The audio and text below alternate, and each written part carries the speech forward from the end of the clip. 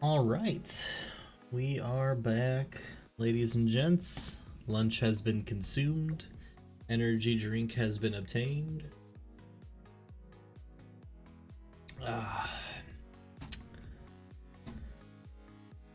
ah. Let's go. All right, so let's see.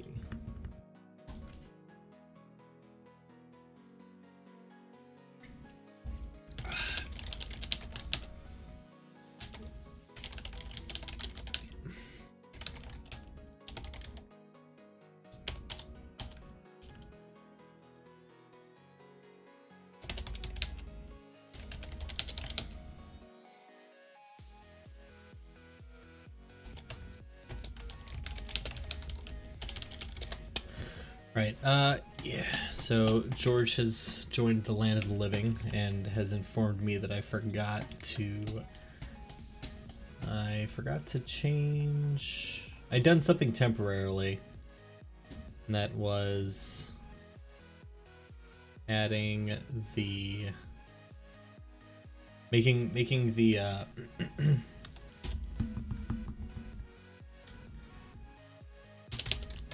making the power up drop from the brick. Instead of making it drop from the brick, I had made it temporarily made it drop from like the middle of the room.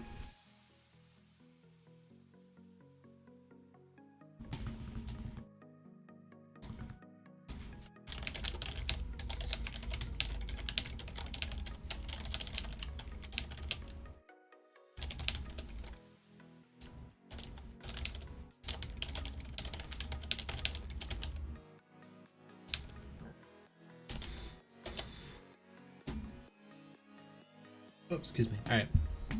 So I fixed the power up drop. That'll be fine. And then yeah, he made mention that the ball does not. Yeah. So.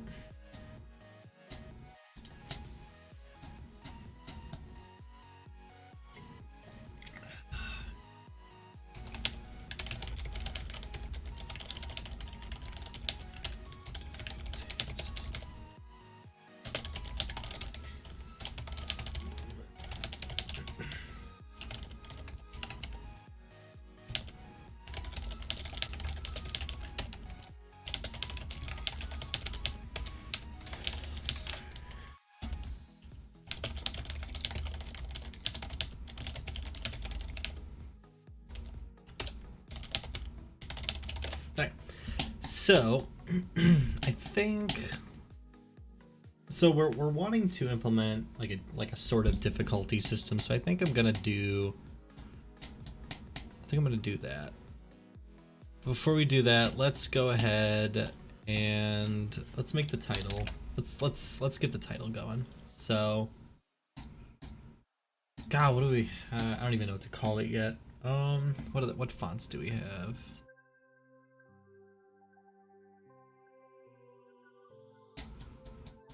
Press start.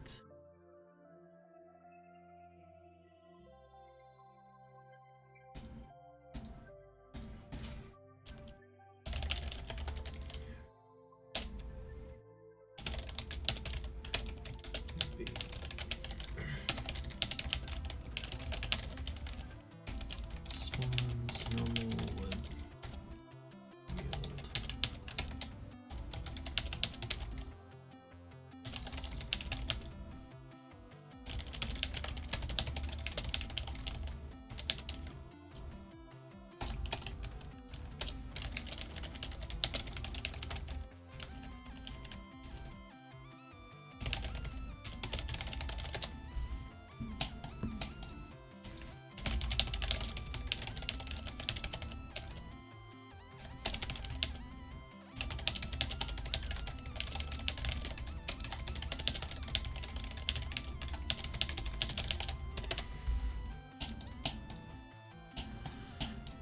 Is that the font that I want to go with? Let's see.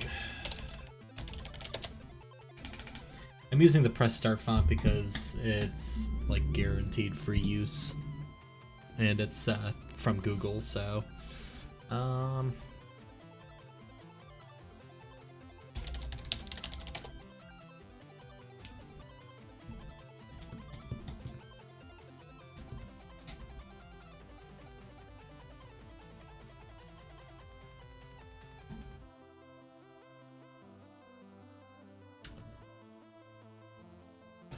music, and then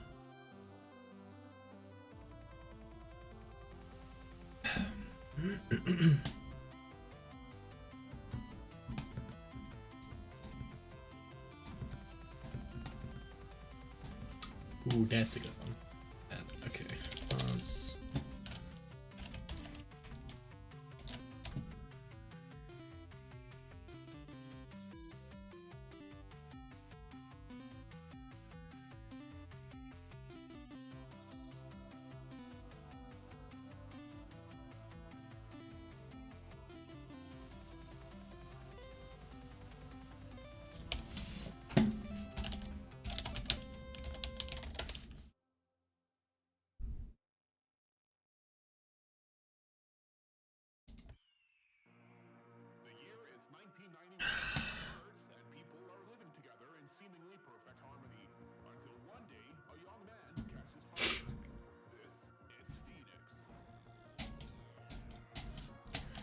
Let's do font default. We're gonna set this to pixel mix.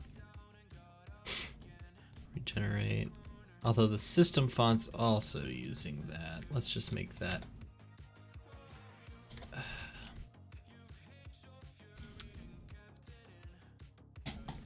That's fine.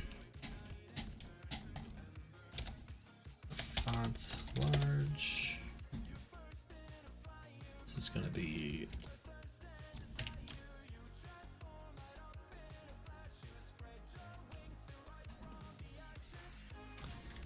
gotta relaunch the old engine here.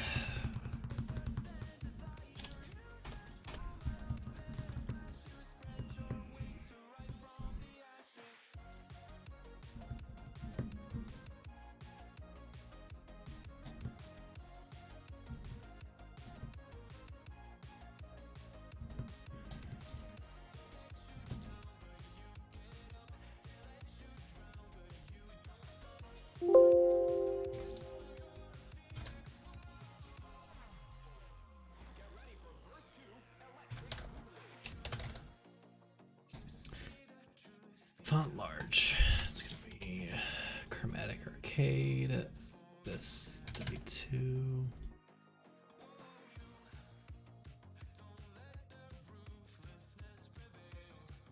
Is that what it looks like? I don't remember that.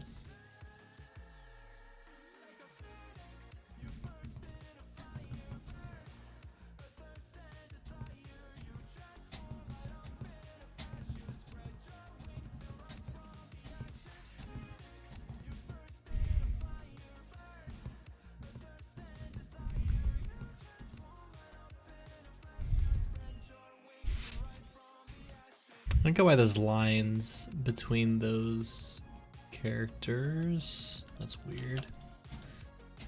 Alright, well, if we expand all, go to the title.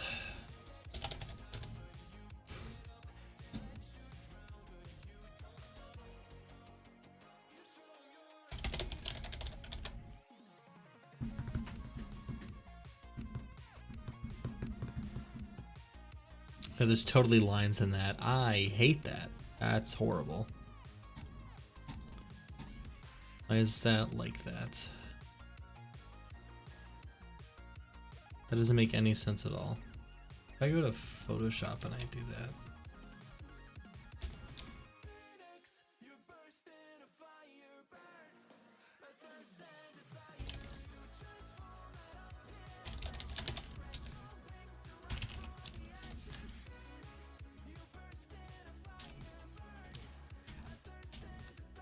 That looks totally fine.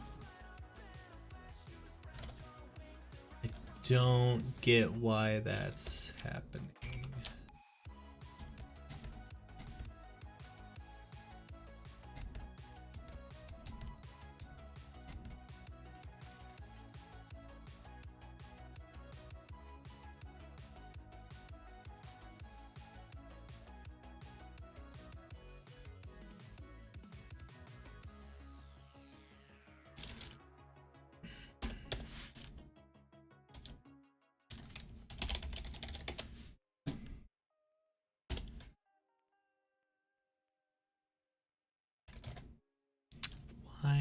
are these? Why is that happening?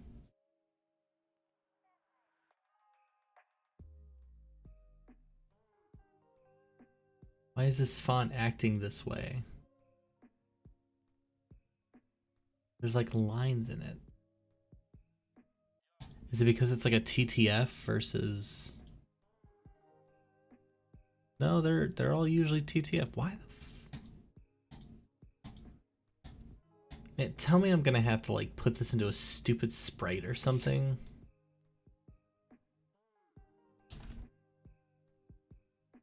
Okay, let's just see what that does.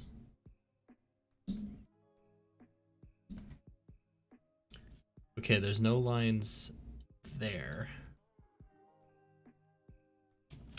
If I set this to like 64, nothing dumb is happening. I don't get it. Is it too big? No, because it's only 256 by 256. Don't get it.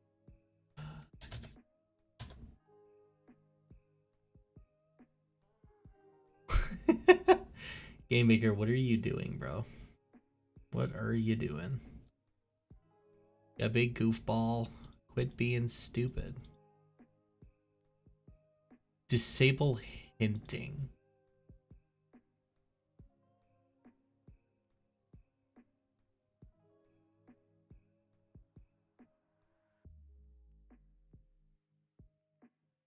What the fuck? What is hinting?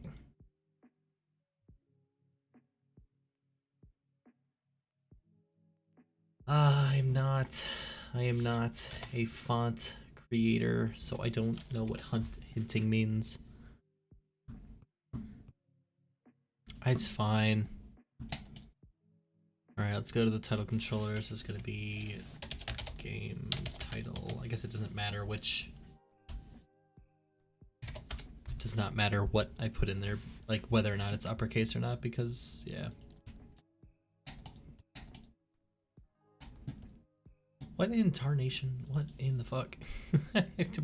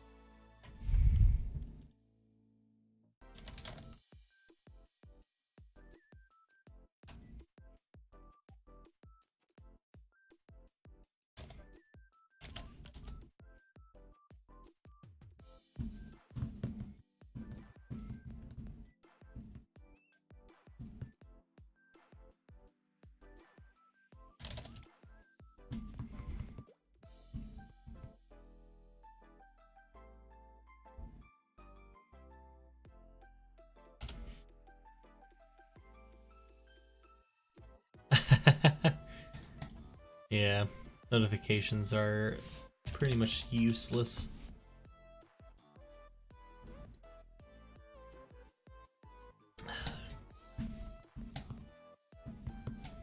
Okay, got it. So there's some fun font properties that I learned about. Okay. So, what other fonts do we got?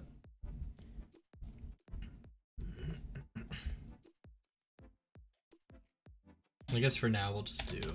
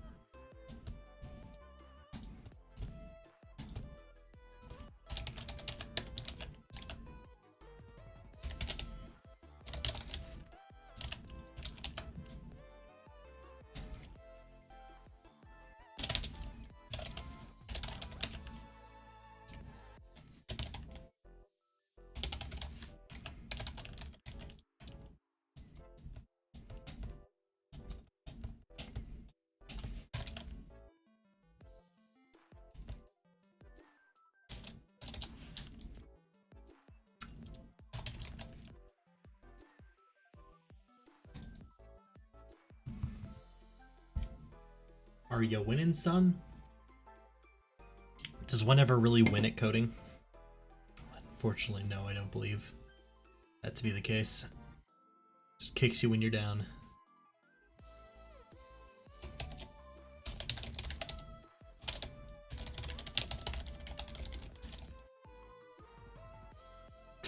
Jesus.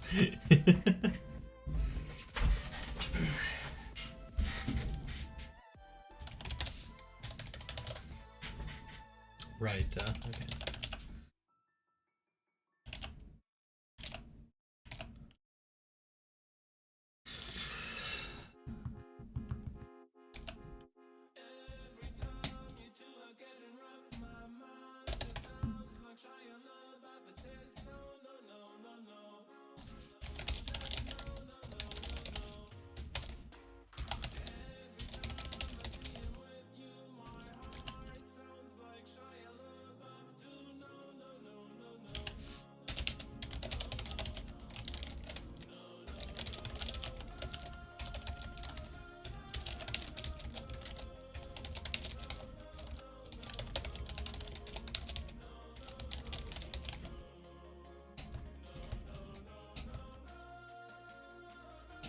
Yeah, right now I'm just programming the difficulty system.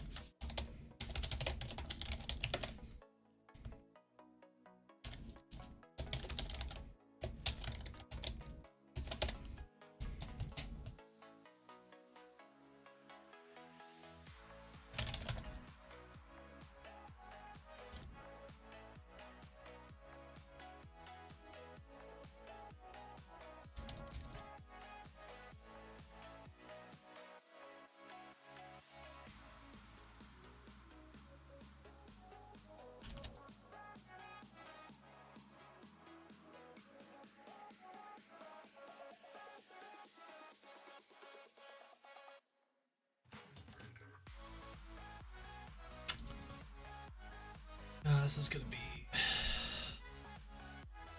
gross. Let's do.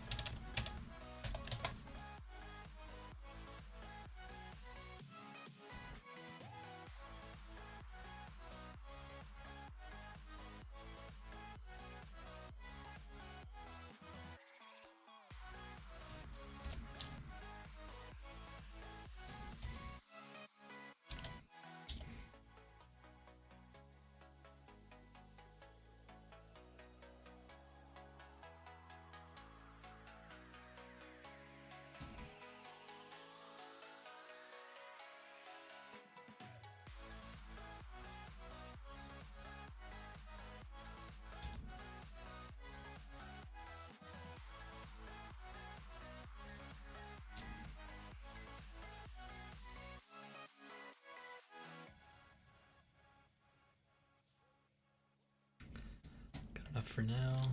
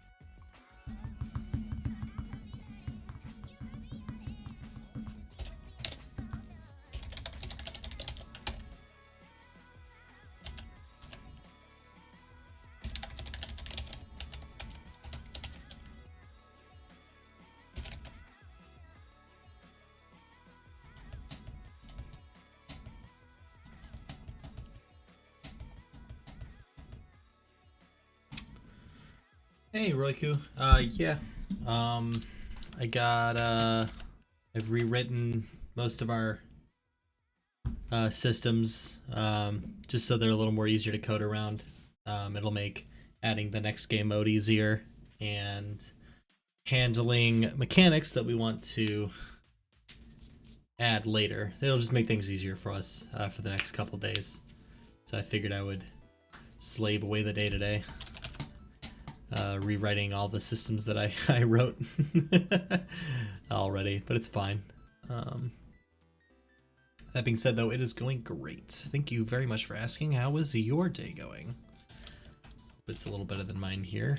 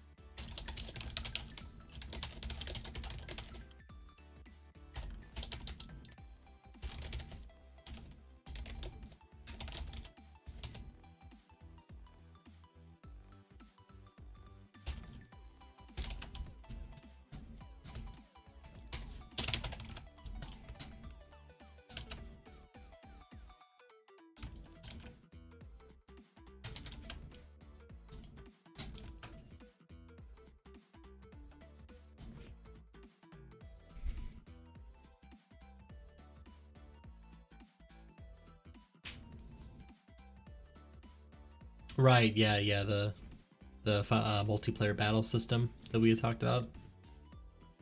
Yeah, I mean, it's only day 3, so if you feel that way, I would honestly scrap the multiplayer system, since the multiplayer aspect doesn't really affect whether or not you're following the theme, you know? If you really feel like you wouldn't be able to, if you really want to enter it in the jam, but you feel like the scope is definitely going to bring you down, I would probably just scrap the multiplayer system and just strictly make it single player. That's definitely going to scale down how much coding and how much logic you'll have to make for it. I mean, yeah, if the multiplayer is fully fleshed out and like there's no bugs with it whatsoever and it works perfectly fine, then I mean, you can scale down. You can scale down an RPG. You just make the story simpler, make the you know make the list of enemies that there are smaller.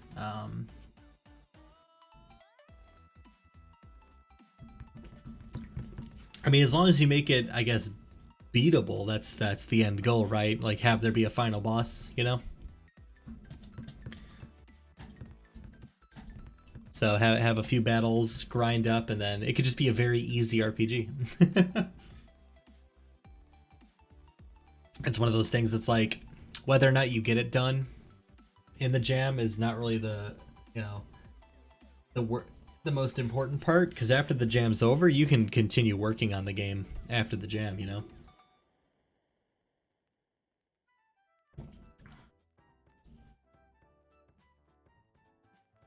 Oh, okay. I see. I see.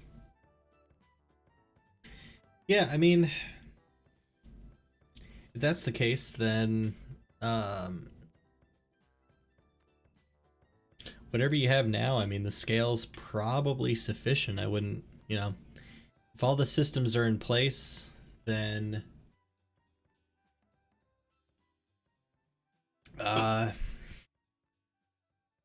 like what's one of the can you give me a system that doesn't exist yet?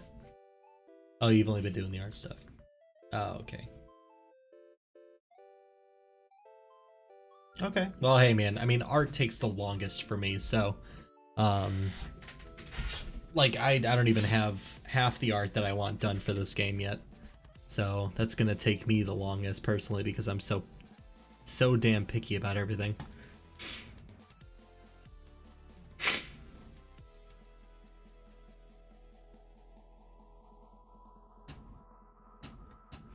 Mr. Apothic, what's up?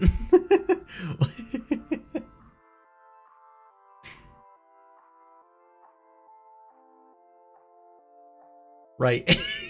Yeah, exactly. Yeah.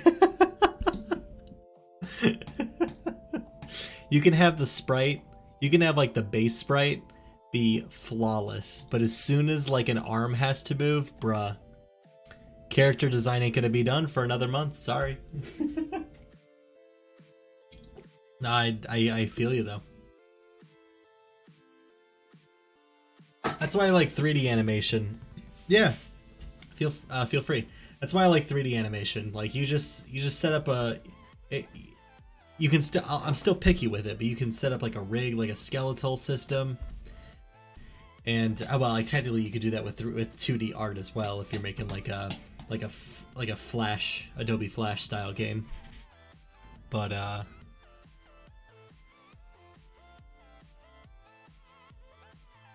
okay, so this should, where's this drawing it? These coordinates. Create event. Instance, create, depth. O, title button. Difficulty left.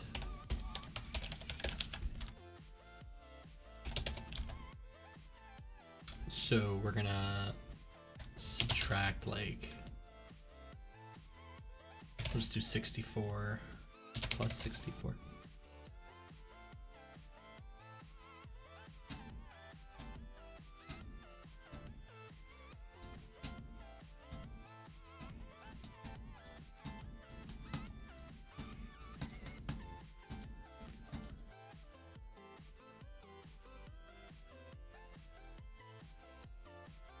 When are we making another Flash game? Well, seeing as though, I mean, we could totally make one. Also, yeah, the animation looks that is pretty dope. But I can totally understand how you could spend like forever just working on it. Like you got to make sure like the legs aren't too skinny in one frame compared to the other one. Like just human bodies are the hard human bodies and hell, yeah, human bodies and pixel art together are just the hardest things to do. Do a paper RPG? Hell yeah. Hell yeah. Just get a rig, just get a skeletal rig set up, and you don't gotta worry about crap. Everything, it'll look floaty as hell, but it works. Like it's so, you can make it look good. But yeah. But there is something about pixel art that just everything's so snappy. It's really nice. So it is a lot of work, but the end product is just mwah.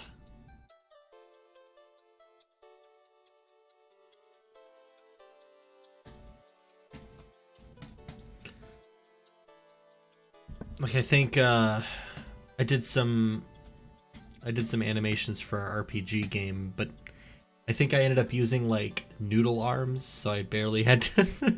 It's like pseudo stick figure. Like there's full body and detail, but like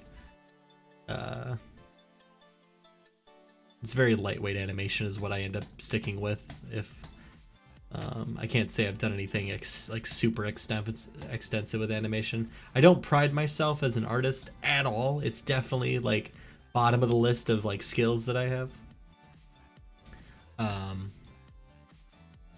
If I had the choice, I would definitely be a programmer first and just let other people make the art. I'll design the system that handles the animation, but as far as like drawing the animation itself, yeah. Oh, okay. Yeah, alright, go make your sandwich, yeah. I guess who gets to code this thing, right? That's how it be. That's how it be sometimes. Yeah, not to say that I'm a good coder, because I don't pride myself in that either, but I'm more comfortable coding than I am drawing, for sure.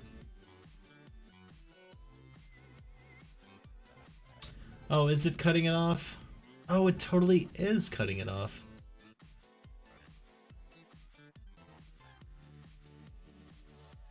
Well, that's super dumb.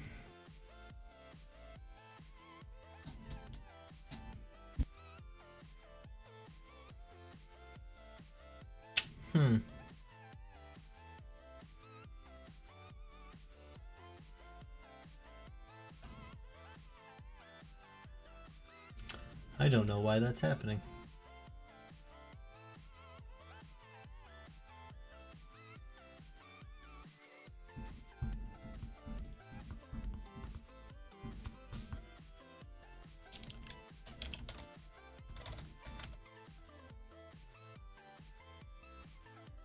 Oh, where'd it go? Oh, okay.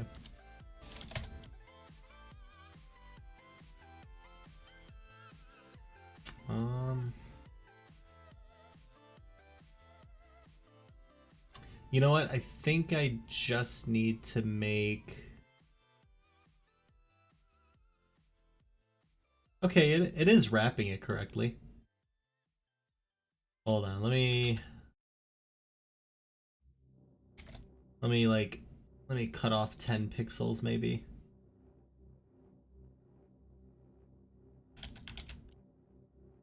This is also a test of the... Okay, I think that fixed it. I think the web browser object was just being a little dumb with the extra 10 pixels that I gave it. That's the last time I'm being generous with Streamlabs.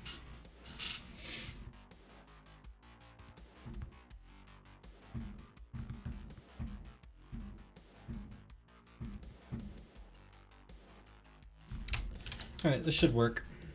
I say should. Dude, I could not have gotten better. I couldn't have gotten any better with that button placement. That is juicy. And that is working. That is... I can click multiple times. That's totally working. Beautiful. All right. Thanks, Roku. God, yeah, I just threw in some arbitrary numbers in it. That's nice. I love when shit just kind of fits in place really well. First try. All right, so we're gonna select the difficulty, and then we're gonna have.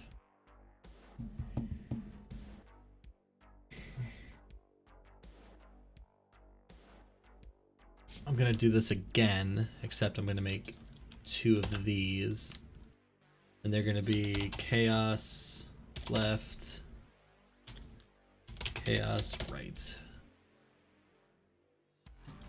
Step event, controller, 8.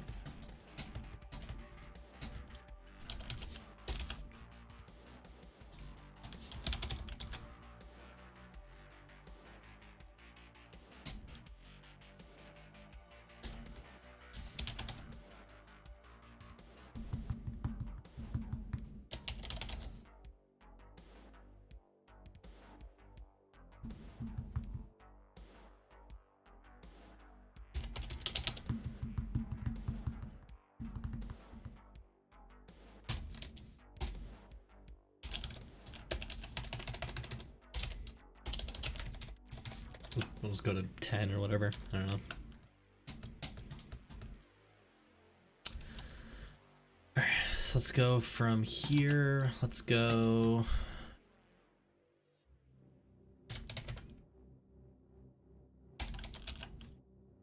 Let's group these up.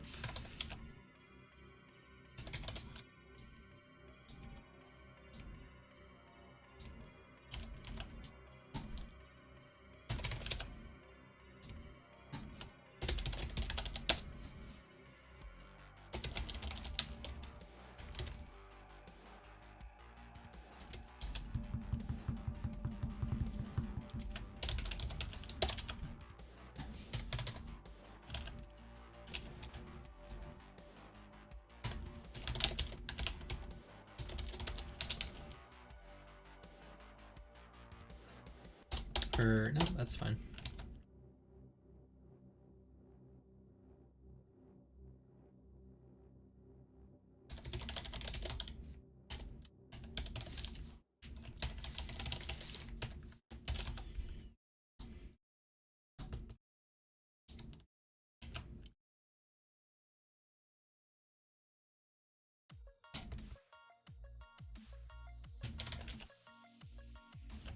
Nah.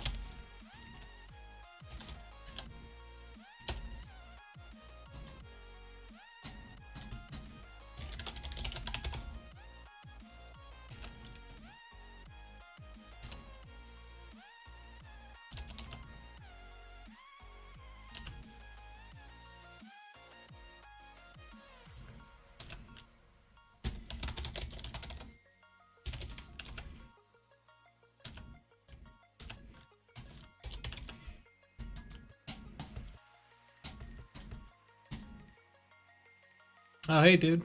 Not much. Just, making this year's next game of the year. Sandwich has been obtained. I am Apothic, creator of sandwiches. No, it's going as well as game development can go, honestly. No huge hiccups yet. How's your day going, dude?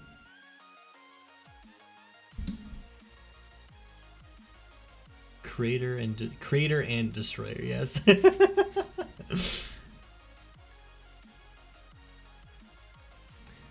Yeah. Yep, we got 4.5, give or take, more days until we have to be done.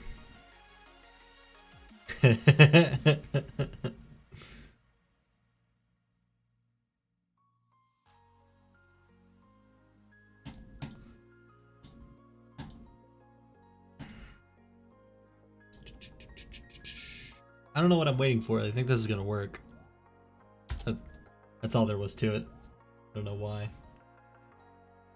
Oh no, the buttons totally didn't work. What did I do wrong? Oh no. What did I do? Room width divided by 2. Oh, my dumbass. I put it in the Y, not the X. That's what happens when you're not paying attention, kids.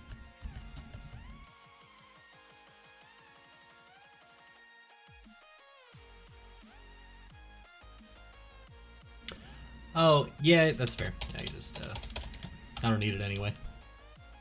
Thanks for catching that, though. That would have been just... Now, hold on just a damn minute here. Hold on there. I'm pretty sure this is the text. Oh, I see what I did wrong. Okay. Yeah, let's just do some of this. Yoink. Plus 32. Minus 32. Oh, that's a lie. Minus 32, then plus.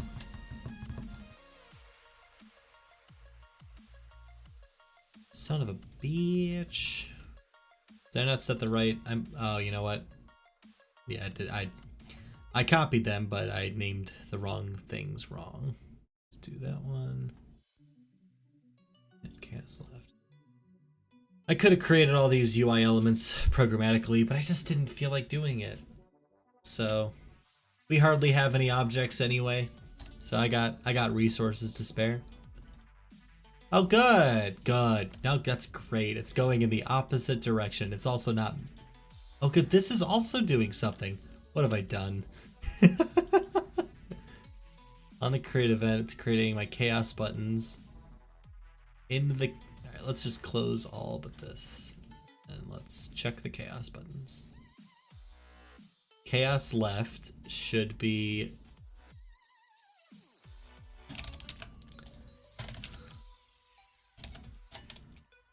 Just switch that code here. Yeah, I did reverse the logic, but at the same time, it's not minimizing. So this button isn't working.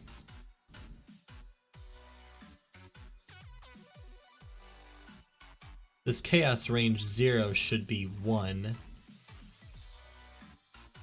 Yeah, that's equal to 1. So the minimum is 1. I am listening to Markiplier's song. Well, it's not his, but it is his. It's called, yeah, it's called, yeah, good old Shirk. So you get what you deserve. Let's see. If I hit the button on the right, this is the button on the left. So the max should be 0. If select to chaos is -1, it should set it to 0. Oh, because this is not wrong variable. There we go. Let me just make a Markiplier soundboard. There we go. 1 to 10. No, those are just arbitrary numbers that I pulled out of my ass.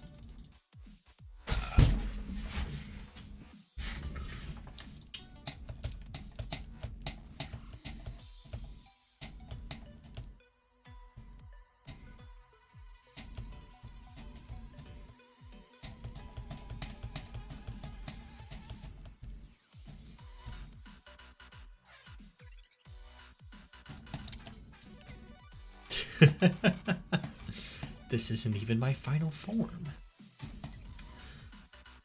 What I'm gonna do is create a variable here.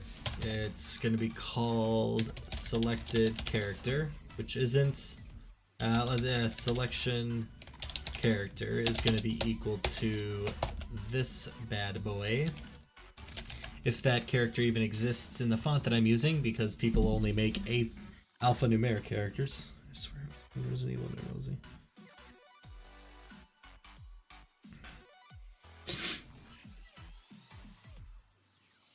Final Form joke is at an all-time high.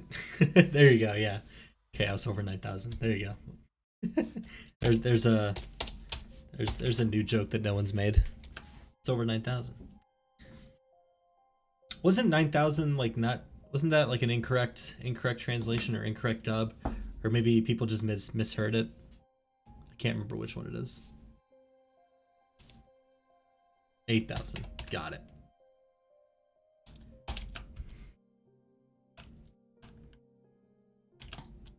So in the draw event, I'm going to do string correction / plus.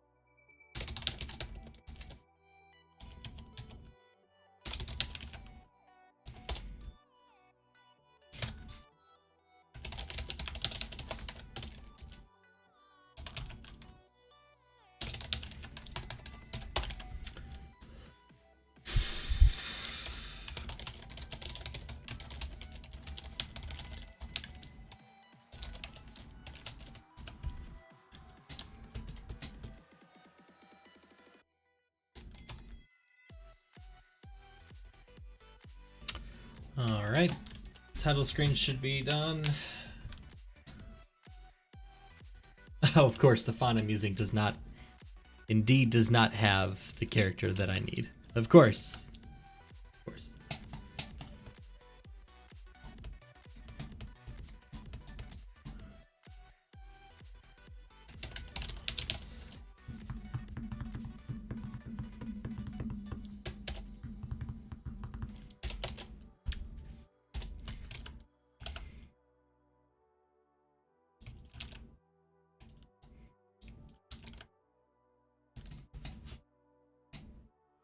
Yeah, I could, but I just don't fucking. I made these programmatically, but yeah, that's sufficient. Is that not sufficient? That's fine. Looks like it needs to be 10.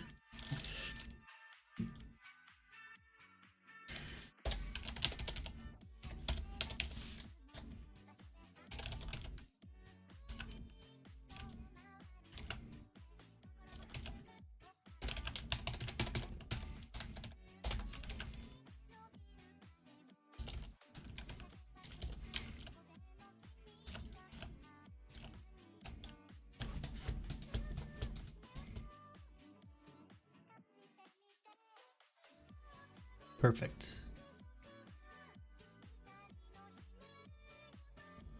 I need to make that a little bit bigger. I think it's set to 32, 64, 64. All right. That one's good though. So we'll do 96, I guess.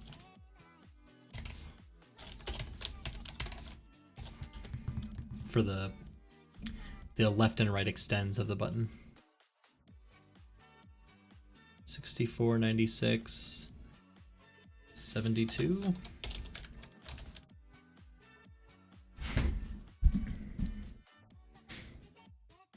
Nope. Wow.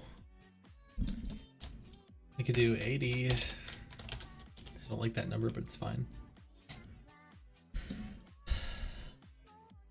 Hey, 80. Looks like 80 was the perfect number. All right. And that works. Cool. I'm just kidding. It doesn't work at all. Where's the code where I hit space? Step event. If keyboard, check space.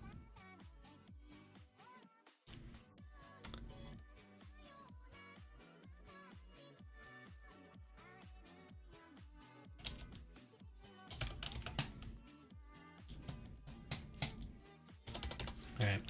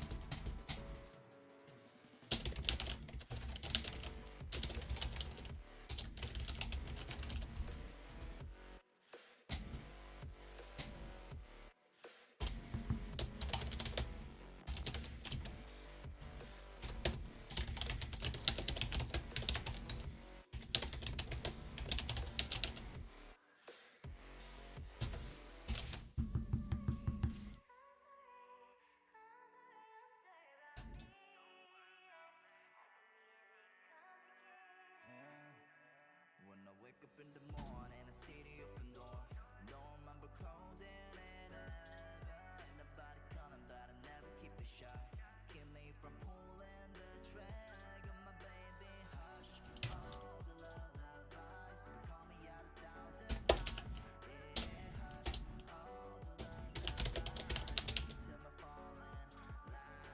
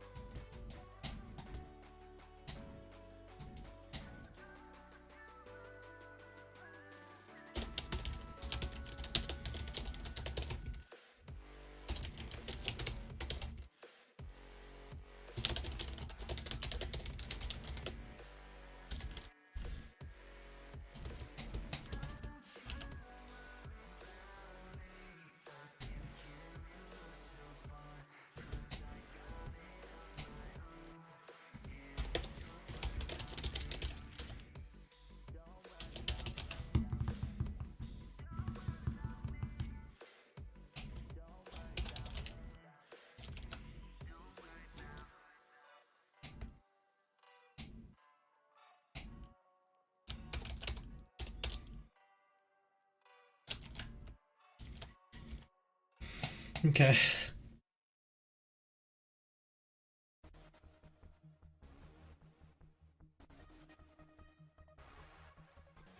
All right. Actually, let's go to bulls. We're gonna initially set this to -1.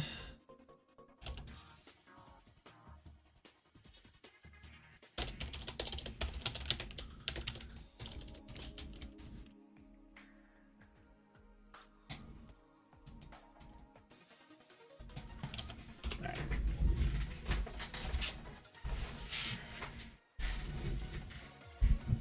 So that won't work until you've started the game. Actually, you know what? We can even do this.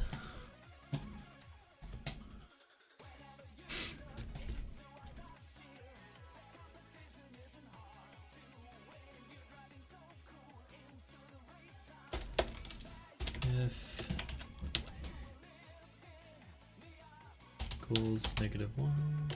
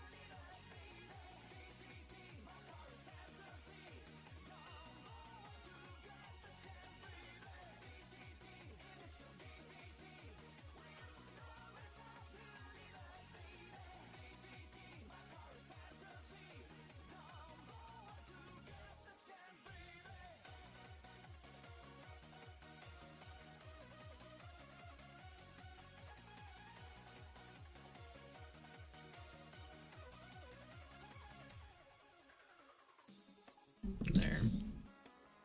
Alright, I'm back. Let's see, we're gonna set this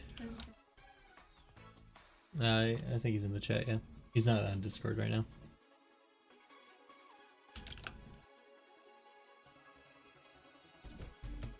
Alright. Oh, she left the room.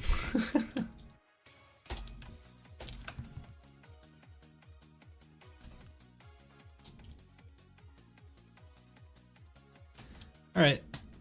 So if the continue game is set to -1, then the continue button should be grayed out. Ooh, you can still click it, but nothing happens. Oh god, so easy. Alright, so we can start the game, we can select our difficulty, which these don't do anything.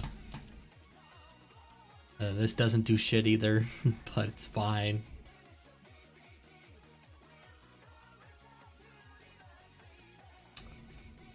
So, that being said,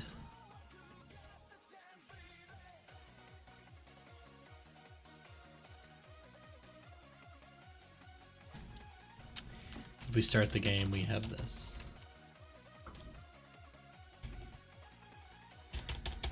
Score up to... Come on, baby. Get him. Hey.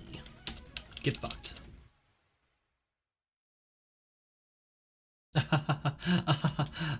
Trivial. Trivial, my darling. Boing. I still gotta make sound effects. And art. Ugh. Multi-ball. Money shot. Oh, good. I picked up the best pickup in the game.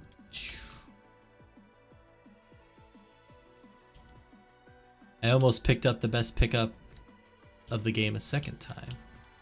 Wow, that really likes to drop that. Wow, yep, great.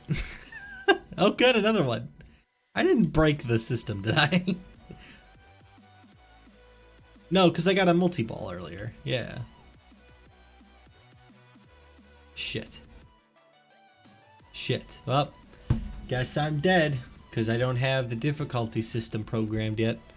But I can restart the level. Oh yeah, George, if you're watching, the R button restarts the room. Control R restarts the game. Pro tip. All right. That will not be in the packaged release.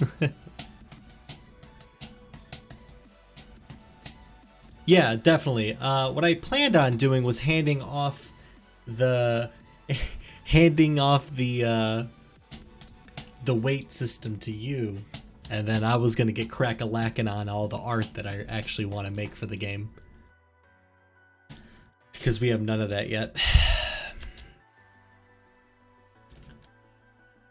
Dope. Thanks, mate. I will, I'll go over all the changes I made with you.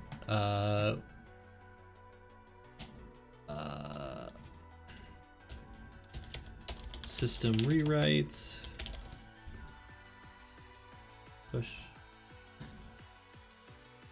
All right, I've sent you the file. So yeah, as far as the rewrite goes, I mean, not a lot has changed. I mean, the functionality is all still there. All the functionality is still there. Yeah, well, I want to make a background. I want to make the proper background. I would like to make a full title screen with, like, you know, dope shit. I want the paddle to be more than just white rectangles. I mean, well, I want, maybe with every stage the art gets like a little more advanced. I don't know. I guess with the art, since it's arcade games, the art is very minimalistic. I don't know. Plus, I still got to make that genius idea that Julianne came up with, where we have that multi-cart poster. The flesh will come, yeah, for sure. I mean, we have the centipede mechanic. We already have the Galaga dive bomb mechanic.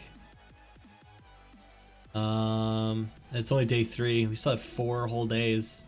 And we have almost every mechanic done.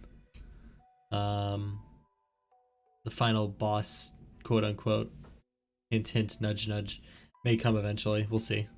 I'll get cracking on.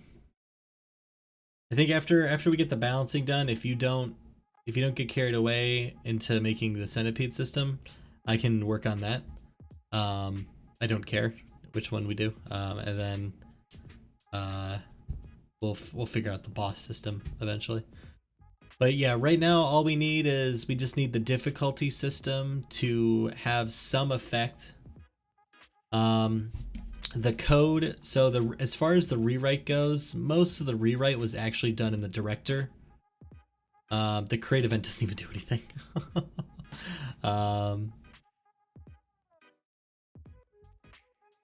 So the create event, which doesn't do shit, step, end step, and the draw. So create event no longer does anything. On the step event, I changed how we're tracking the stage that we're on. I have now made it, instead of just one variable, it's a good old DS list that that stores 4 flags, or however many flags we want. The first flag is the Pong stage. Then we have the breakout stage. Yeah. Well, I mean, this is only ever being executed once. This DS list will not exist more than once in the game. So there's no need to, there isn't even a need to destroy this DS list. That being said though, Yeah, as long as we don't have to go to the room, the initialization room, ever again, which we shouldn't have to ever go back to the init room because everything's already initialized. But anyway, so it's Pong stage, Breakout stage, Invader stage, and then soon to be Centipede stage. On the title screen, all these are false. Once you go to the Pong level, this one gets set to true. Once you beat the Pong enemy and you go to the Breakout section, this gets set to true. This remains true, by the way. So these are basically slowly being filled up with true. So as we're progressing through the game, these are all being set to true.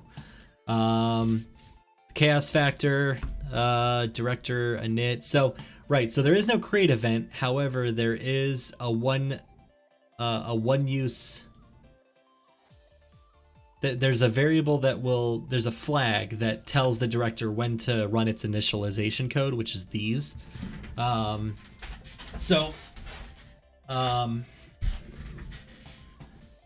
If the room gets changed, so we're storing the previous room in a variable. If the current room doesn't equal the previous room, obviously we have changed rooms. If we have changed rooms, that means no objects exist except the director, because only the director is the only object that is persistent. So since all the objects have been destroyed since we've changed rooms, we are setting the initialization to true, which is allowing this to run again, and then it's going to immediately be set to false. Once we change rooms, the first thing we do is spawn the player in. Then depending if we're on the Pong stage, we're going to enable Pong, meaning we're gonna put in the spawner Pong object, which all this does is upon its creation adds the enemy paddle and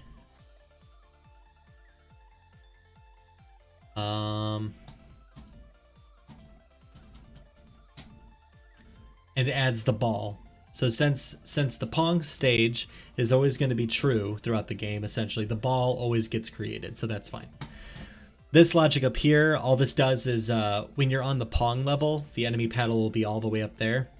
And then when you're on the Breakout level and beyond, the paddle gets spawned lower down, so that way it's below the bricks, right? So that's all the logic needed, because once we're on the Invader level, like I said, that's this player stage list, it's being filled up with trues as the game progresses. So once you've enabled the Breakout stage, this code down here will always run. So the paddle will always be below the bricks, even on the Invader level and the boss level. So that's what that does. At the start of the room, the director checks if you're on the Pong level. If you are, then it creates the Pong assets. If you're on the Breakout level, it will create the Breakout assets. And then the Invader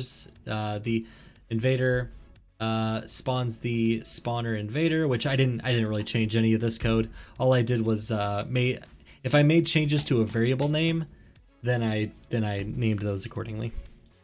So the Invader system is all the same. All the code for the anger and the triggered, I like that, is still in there. Game over controller. So we have the beginnings of a game over system, but I don't think anything actually happens. Let me room go to game over. So there's a function called game over. So whenever we have to trigger a game over, we can just run this. What this will do is it's going to destroy the director and then immediately go to the room. So that way the persistent object no longer exists, because the director's not storing anything important. Anything that needs to get stored is going to be shoved in the global variables. And we can put that here too if we need to save anything. But in the room game over screen, it just says game over. Would you like to continue? Hit Y for yes, N for no. If you hit no, it goes back to the title. I don't have any continue logic yet. But that's one of the systems we have to get up and running as a game over system. What else did I change here? Oh, the player. There's no longer a player 2. In fact, we don't need this anymore, I think. Yeah, we don't need it anymore. Everything's been consolidated into the player because the player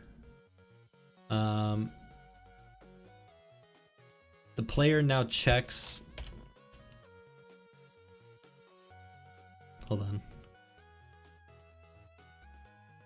It's somewhere in here. Yeah, no, I'm sure if I run this, it'll be fine.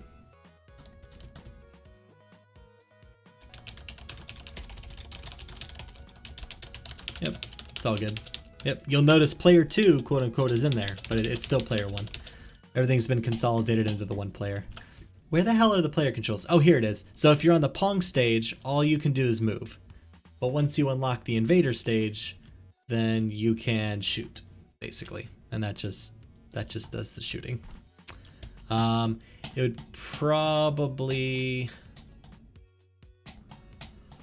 eventually we'll have a system down here for handling the spread shot upgrade, but we don't really need to worry about that. That'll be easy. In fact, we don't even need to program that in. That could be a later thing, because that isn't going to affect or be affected by anything. So yeah, so here's the player controls. So once you're on the Pong level, you can move left and right. That's it. And then once you unlock the Invader, that's how you can hit space. And then the code for checking the wall is always running. If you're on the Invader level, so that is in the create events. Yeah, so once you get past the breakout level, the director sets the player type to tank. So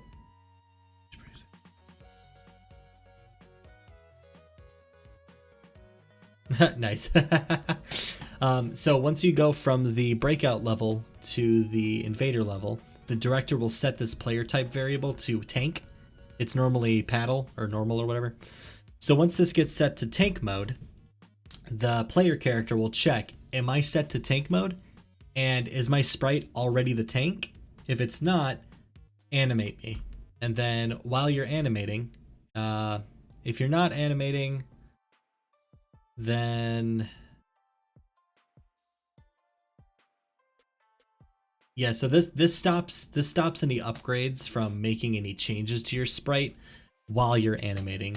If you are done animating, then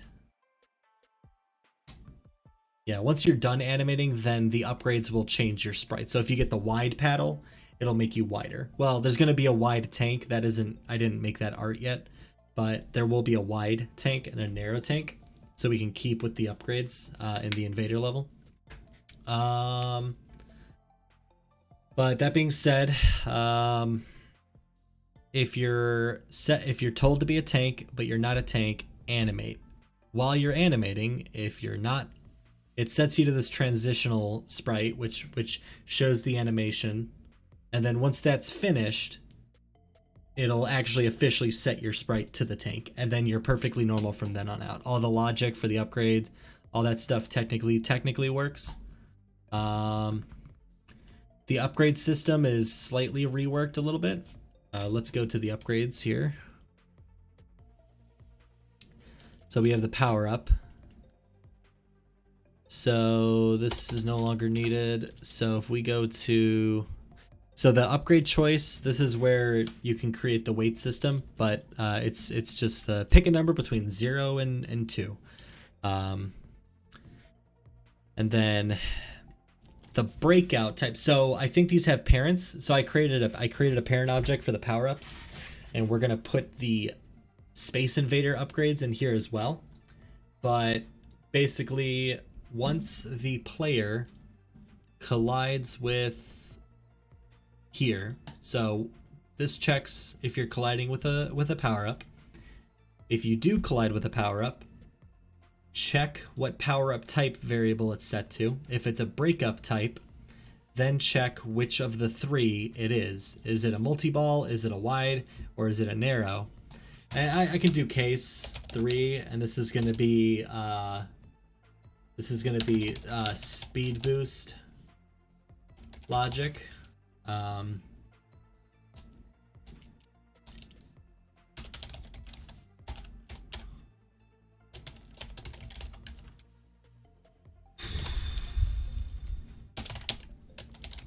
Okay, so that's going to be where I put the speed boost upgrade. But anyway. Otherwise, if it's not a breakout upgrade, check if it's an invader's upgrade. If it is, I don't have any of the logic yet because I haven't implemented any of the invader upgrades yet. And then regardless of what type of upgrade it is, destroy that upgrade once you touch it. So it's been consolidated into a couple switch statements.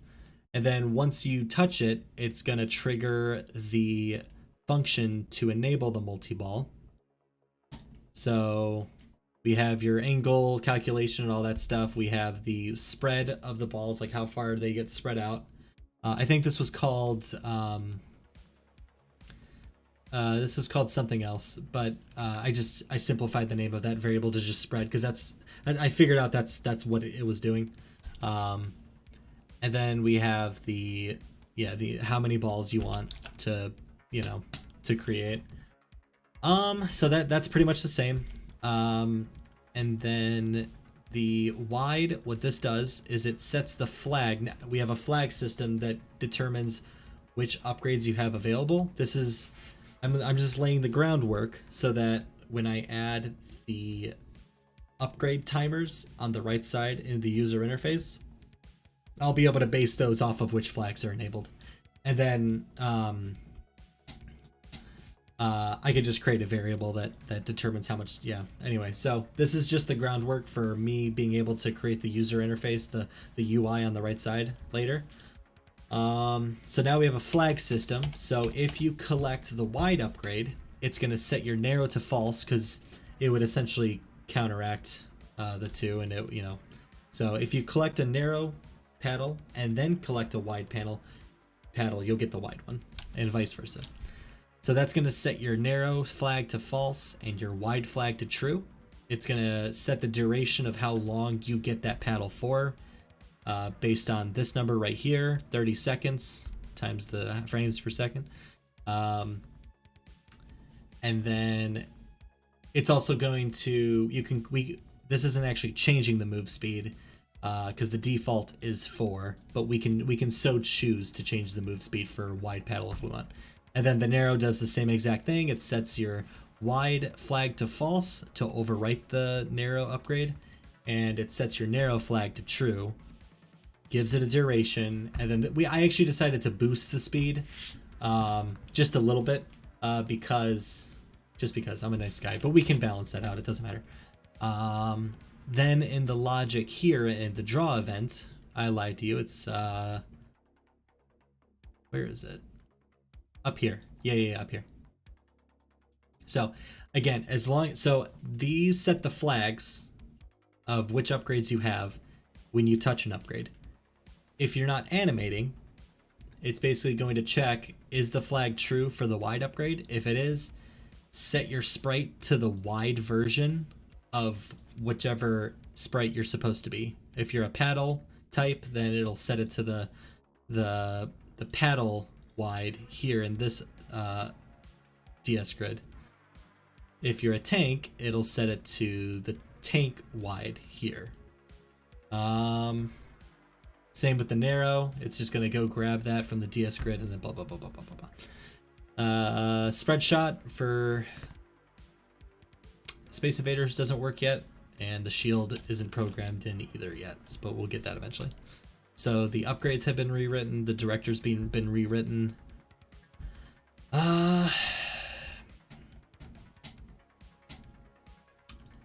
Parent ball collider. Oh yeah, the ball collision. Oh boy. The ball collision was perfectly fine, but I rewrote it to use a parent system so it'll collide with bricks or invaders. Because there was a lot of duplicate code. There was a lot of duplicate checks. So I have abstracted a lot of crap out so that way we don't have duplicate code checks. We just, anyway, so let's go through the ball collision code real quick. So you'll notice the V speed is set to 0. That's because when the game starts, the ball's going to be created and it's going to wait a couple seconds and then move. So that way you have you get a minute to like see what's happening, and then the ball starts moving. Depth, so the ball is always on top of other things. Your has scored variable for going behind the enemy paddle is still there. I've set it up so that way the ball will check which stage you're on, and it will set. This basically allows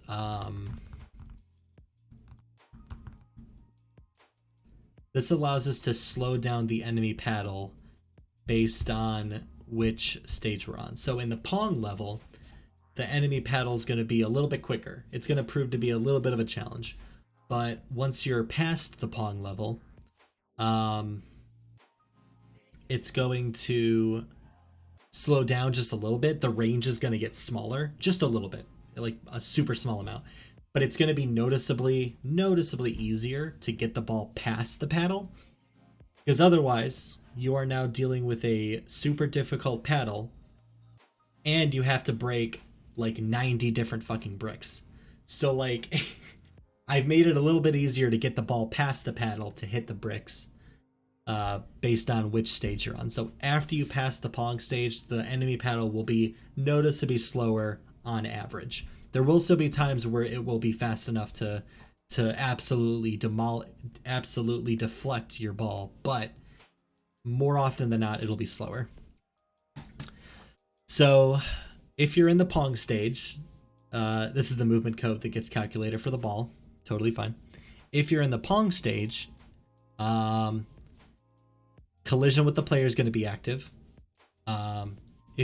If you're past the Pong stage, this code runs anyway because this will always be true after the Pong stage. So collision with the player is there. That reverses the angle and all that stuff. All that code is still there. If you touch the enemy paddle, so I've rewrote this difficulty system just a little bit. Instead of using because of that range that I just explained, how the difficulty will get set to something. There's a function inside the enemy paddle that will set it to a range of speed based on what the difficulty. And this isn't like the game difficulty. This is just a variable called difficulty that gets set based on which stage you're on. It's just the ball difficulty, the paddle difficulty. So once it touches the enemy paddle, it's going to change the speed of the paddle to either make it fast or slow. Slower or faster. The X position, the targeting offset basically for the enemy paddle is still there. So it'll choose at random where it wants to hit the ball to add that variance. This is just the margin code, so this is keeping the ball within the horizontal limits of the level. If you're not on the breakout level, this means if you're on the Pong level only. So if you're on the Pong level itself and you haven't made it past the Pong level, if the ball goes behind the enemy paddle, it will reset the ball position and it will increase the player's score by 1. Otherwise, if you have made it to the breakout level, we don't want the ball getting reset because it still has bricks to hit up there. So if you're on the breakout level, this code keeps it from going off the screen up top. However, if you go past the enemy paddle, it will add 1 to your score and then set a temporary flag to stop that score from just going up frames per second. It'll go up once, and then the ball will have to go up and then down. It'll go past the enemy paddle, give you a point. It's going to hit a brick or it's going to hit the top of the level, bounce back, and once it passes the enemy paddle again, then that flag will get reset so that way you can score again later with the same ball. So it's going to give you a score once, bounce back, and then and it won't even collide with the enemy paddle. So it can't get stuck. Which we can decide whether or not we want to do that, but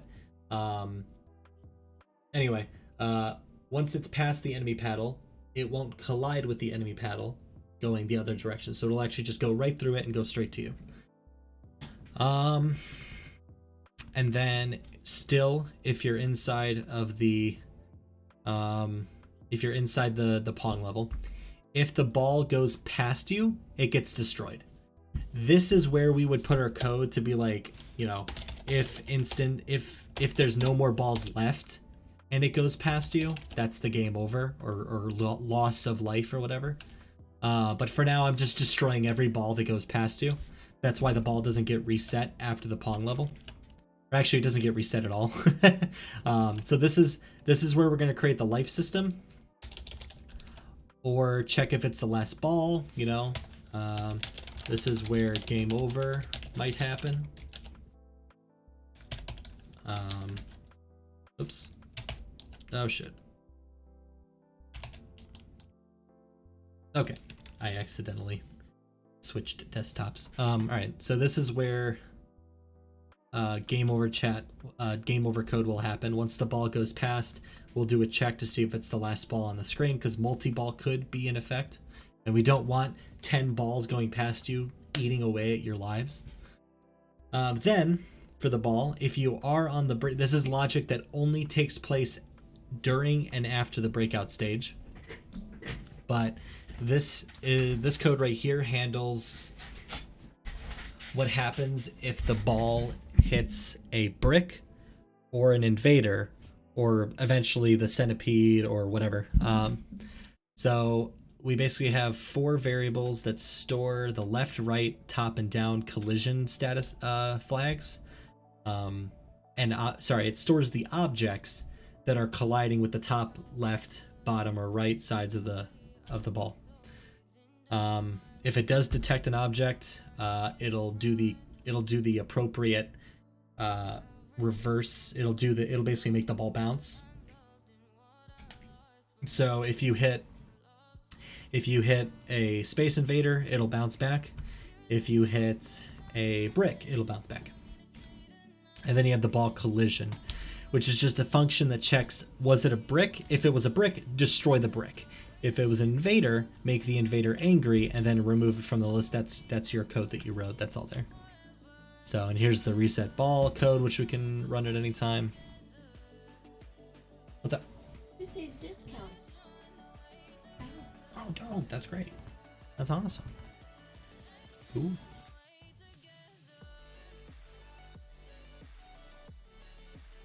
Yep. Mm-hmm.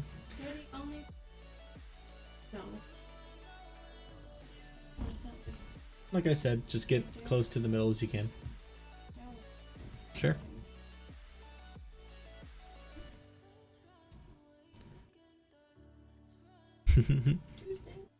Anyway.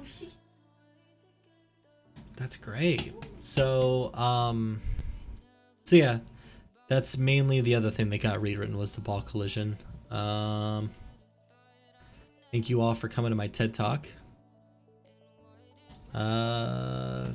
Is there anything else that I rewrote?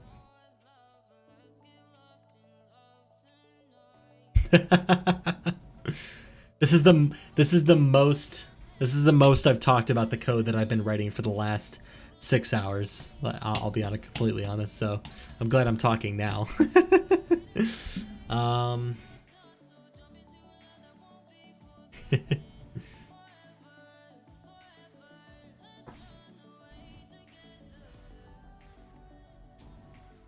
Yeah.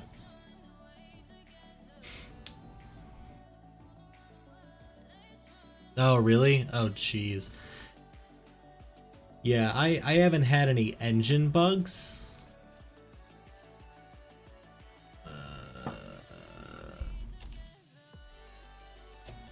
Guess something changed. Dash commit push. Okay.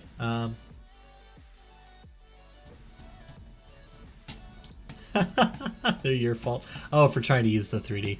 God. Yeah. I would not. Yeah, I'll be honest. Now we didn't. If you're messing with 3D, that's out of our wheelhouse. We did make a game in 3D, but oh yeah, boot up a game. You know what? Yeah, I'll boot up Nova Rain real quick just for the hell of it. We're not saying you're wrong, Mr. Apothic. I totally believe that, because we have experienced some bugs, believe it or not, sort of. They haven't been like super project breaking, but like in fact they haven't really broken any of our projects, but they've just been very annoying to deal with. But there haven't been that many. There's just been a couple. But here is, oh, this might be loud.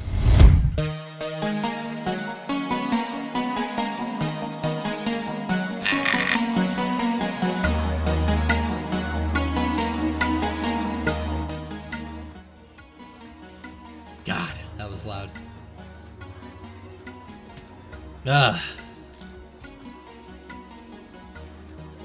Is that even gonna work? Okay, it is working. All right.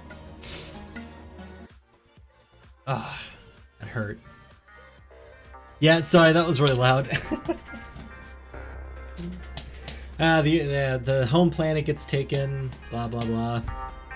This was some dope art that. I guess they're not in the chat anymore. Yeah. There we go. It doesn't look great. I'll give you that. we spent most of our time writing the 3D system and the boss battle and all that shit. Yeah.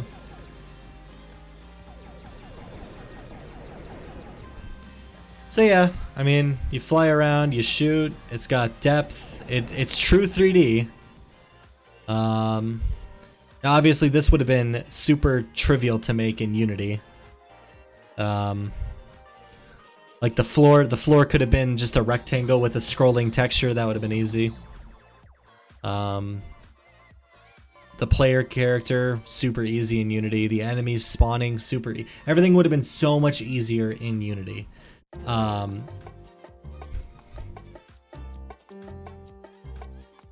I really broke? Damn.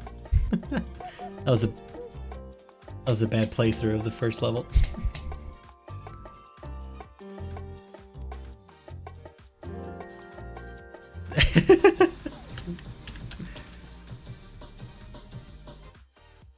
But yeah, so yeah, like we mess with Unity, but we mess with 3D and GameMaker, but we didn't do anything super crazy with it. In my opinion, that isn't obviously super crazy.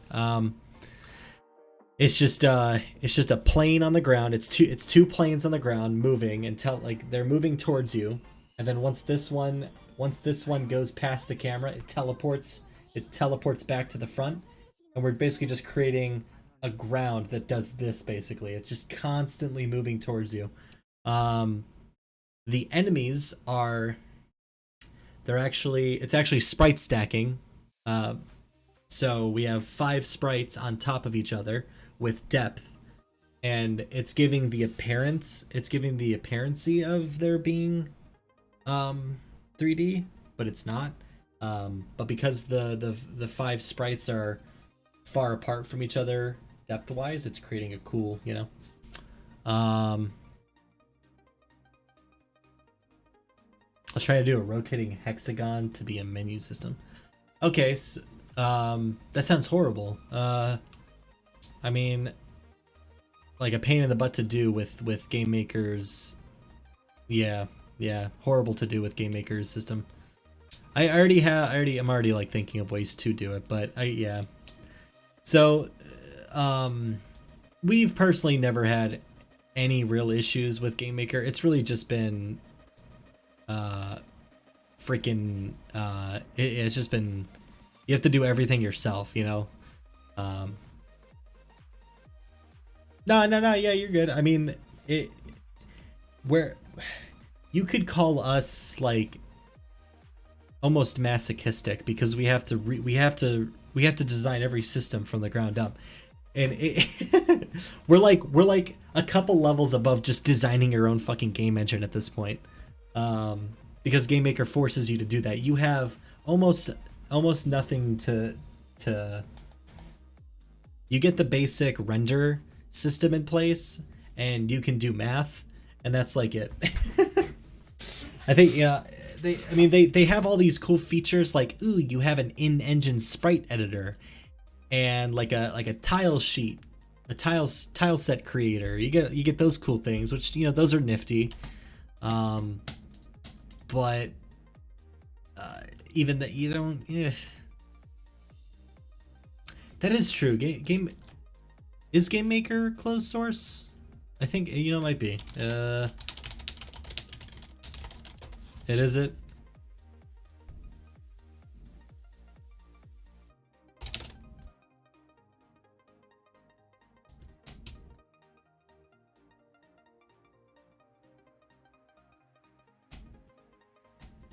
Interesting. All right. Huh.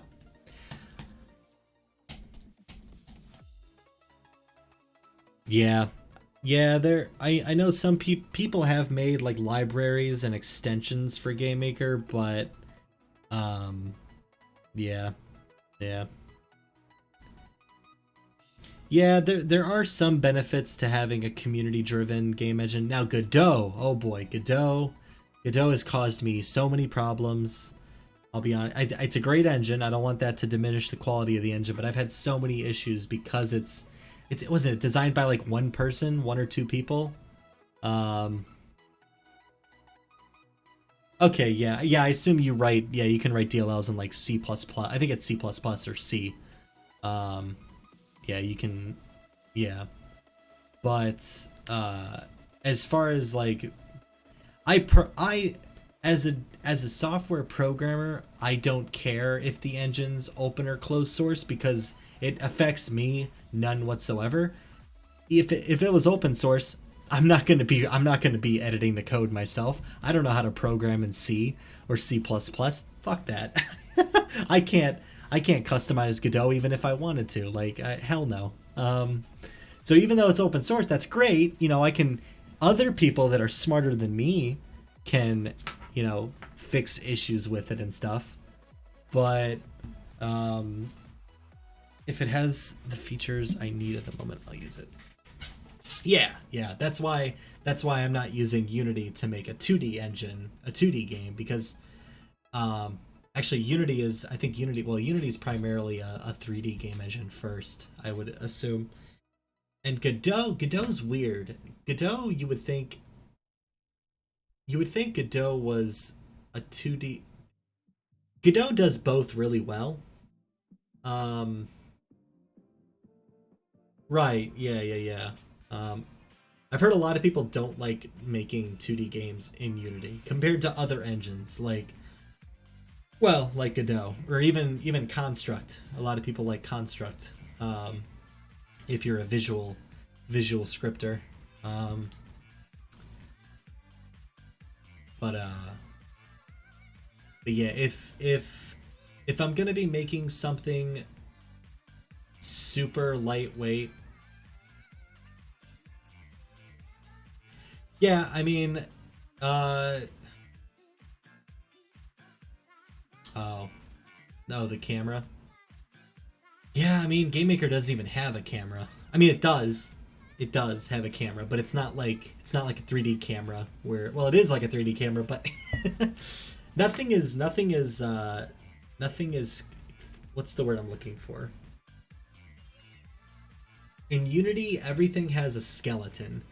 Everything is, if I want to rotate the camera, I can click on it and rotate it with a gizmo. In Game Maker, I have to first determine what the direction is, what the up vector is, and then rotate around the appropriate axis in code. And then I have to run the game to even see if that did anything, right? I have to see if I did the right thing. And unless I have objects on all 6 sides of me, typically what's going to happen is you just have the one object in front of you. When you're first starting off, you just have whatever sprites or objects are in the room with you, and they're all just going to be on the floor. So if you're facing to the right, it's just going to be black. You're not going to know what you're looking at. You're not going to know which direction you're facing. It is so difficult. Yeah. And Roku, yeah, I mean, sure, you can look at it that way. with the Nova Rain game that we made, we learned so much about how the 3D systems in GameMaker work. And I bet you if we really wanted to, we could easily cook up like a sequel or another 3D project, and we would just be that much quicker at implementing all those systems. And I have all this code here. I have all this camera code that I'm not going to be recreating. I'm going to be copying and pasting this shit because I'm not reinventing the wheel a second time. Yeah, it is definitely a pain to work with GameMaker 3D, but it's kind of like it's like people going, why do I need to know HTML and CSS and JavaScript when I can just learn ASP.NET, or I can just learn Node.js or React.js or whatever? Like, why do I need to learn HTML if I just use that? It's like, it's going to be a pain to learn all the super fundamental building blocks, but you'll totally understand all that much more how the systems that do everything for you work. Like Unity does a lot of crap for you, which is great. It's super helpful. But building stuff from the ground up, it really helps you like understand how those frameworks and better designed systems work. I think Adam Warrior Rogue, I'm stripping my battle system idea to play more system idea to more like combat from those games. Have I played any of those games? I'll be honest, I have not. Navac? Oh, NetHack. No, I've not played that one. Adam? Oh, that looks kind of cool. Oh. Ancient Domains of Mystery. Moria again.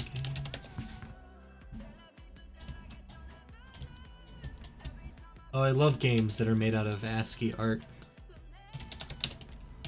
Great. That doesn't sound like a pain in the butt at all.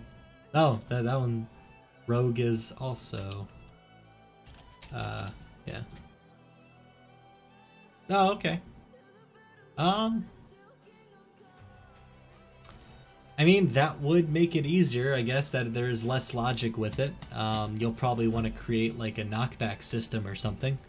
Unless you're moving on a grid. If you're moving on a grid system, then you won't necessarily need knockback. You could just bump into them and does the attack, you know? Yeah, that could be simpler than having, you know, like a menu system or like an action RPG where you have to like swing your sword and shit and make sure that the distance is all correct. Alright, George, well, I have shoved the changes in your direction, so... So... actually, you know what? Roku, I actually kind of want to show you... George, should I show Roku our Spud battle system? Should I unleash Spud to the world? Yeah, it's not finished, yeah. So this is a passion project that we've been working on for a fat minute. Let's see.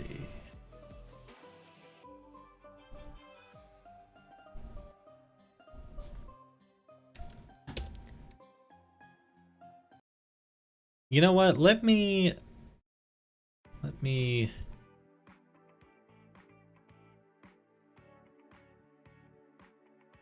just mute that.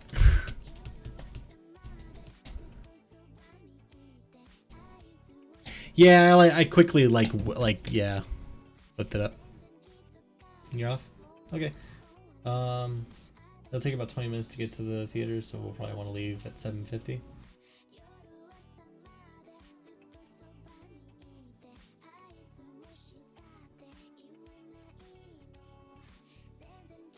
Okay. Goodbye. Yeah. So, yeah, this we've been designing for years. I don't think any of these do it. Oh God! Oh good.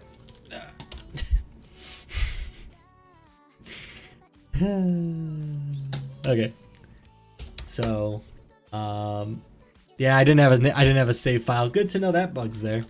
So, here's Mr. Potato Man in the flesh. It is not a grid system. He just kind of moves. And he has a shadow. And we have, I think I have a console. I think if I type debug, yeah. So you can see where the camera object center is. It's following him. And then we have these boundaries that stop me from walking into the ponds. I have a circle around me, which is my... I have this circle around me which shows me where... I guess where my interaction radius is. So once that white circle touches the NPC, I can interact with him. So once I get close to Mr. Corn here, I hit E, and I have a super basic dialogue system. Great.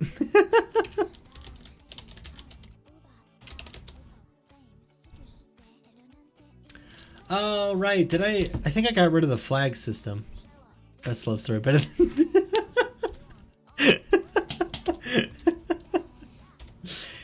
blame George for the writing. That was not me. Hell, I think I can do no clip mode. Yeah. Then I can stop. I'll stop colliding with the walls. Anyway, that's not important. So the important part is the enemies. So we have Mr. Slime here. The slime, the Pac-Man Ghost is the spawner. You put those in the room editor, and that's where. Yeah. So the slime has a circle around him. That is his alert radius. So once my white box goes inside of that circle, he'll begin chasing me. He'll try to get me. And then if he touches me, you initiate this battle sequence. Because I touched a slime, he spawned up to 2 slimes. I don't know what the code is for all that. It's been a minute since I've looked at this. I don't know if you've ever played Paper Mario, but the menu system, it takes inspiration from the Paper Mario menu system, where you basically have the buttons above your head. Or you're right. I'm so sorry. It is in fact Super Mario RPG. Yeah, Mario RPG. My bad. So I can activate the menu item. I can use an item on me. I can use my vodka. That takes up my turn, so the slimes attack me. I've now lost 10 health total.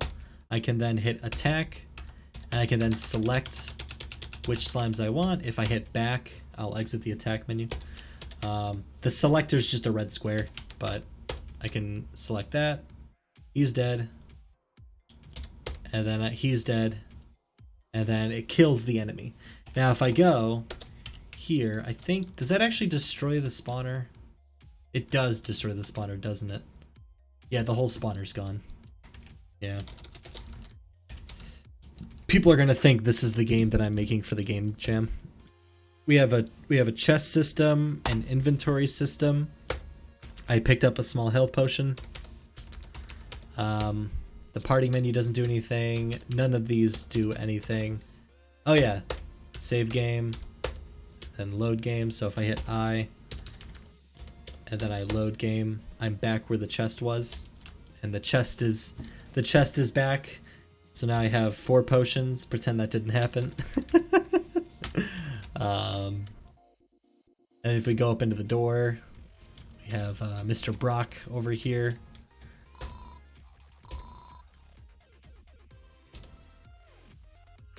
And then I can buy items from the...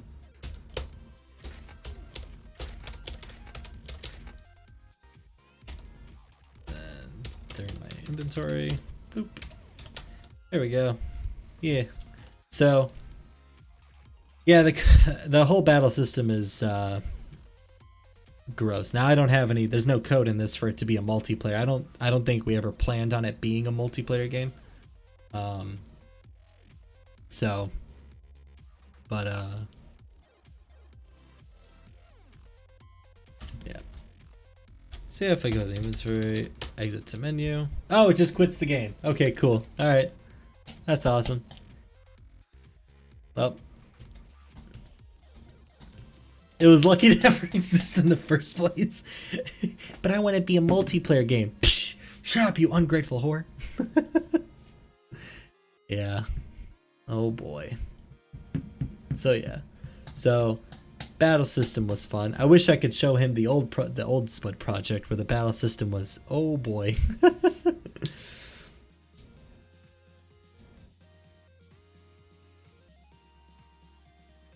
Yeah, like an action RPG, you're not gonna have like turn-based.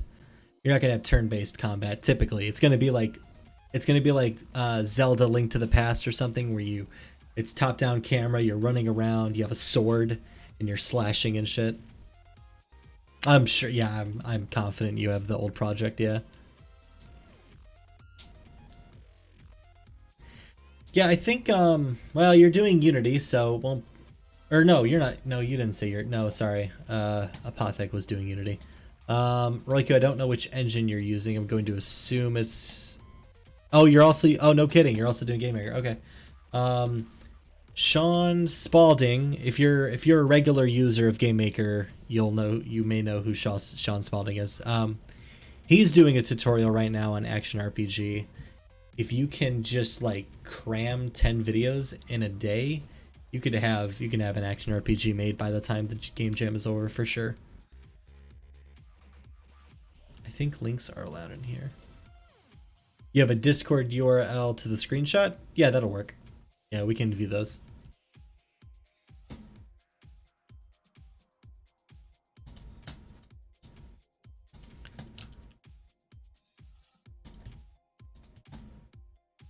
Oh, okay. Oh, I see. It's a top-down. Okay.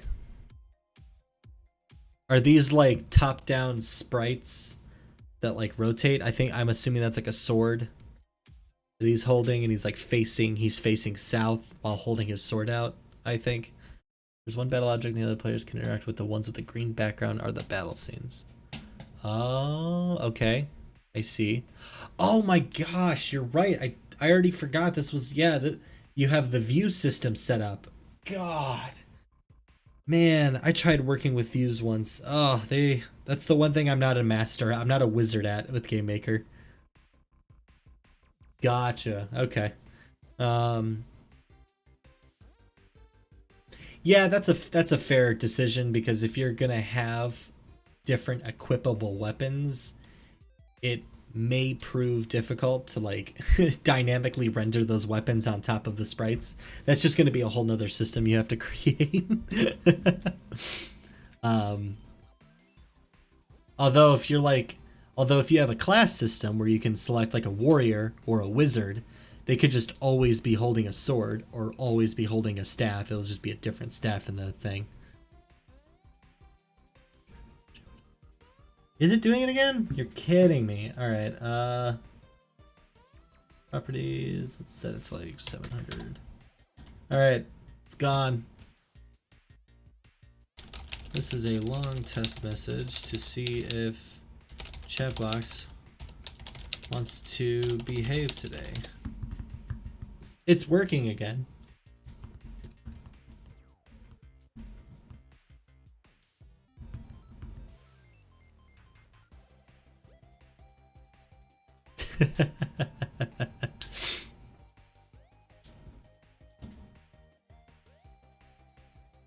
If I set this back to 726, which is what it was before.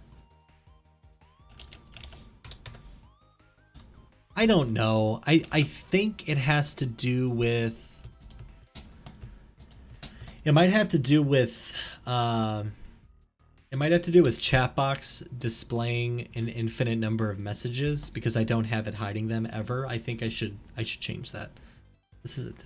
I'll use them in some future project. I'm removing the battle objects. Oh yeah. So you're removing the battle. Yeah. Yeah. If you just have enemies. So like,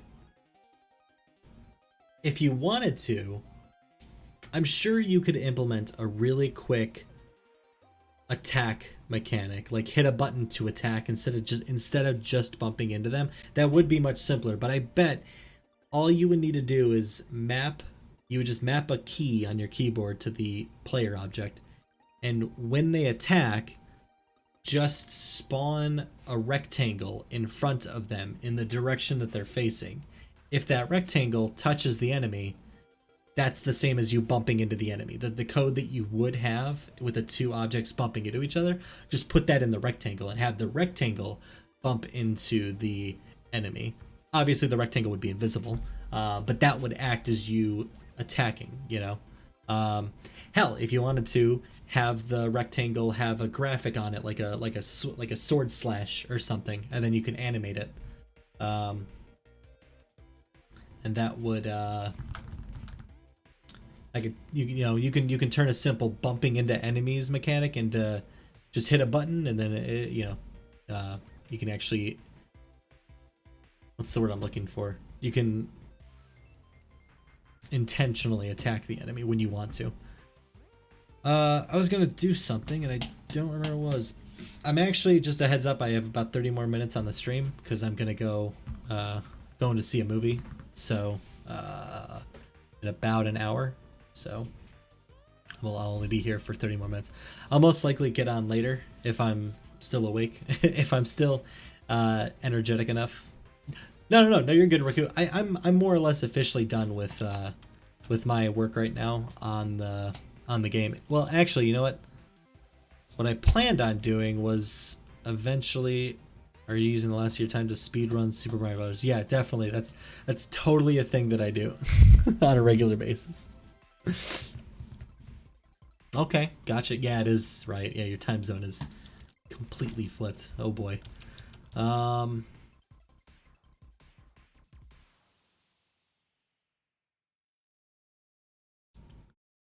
How big is 40 by 32? Okay.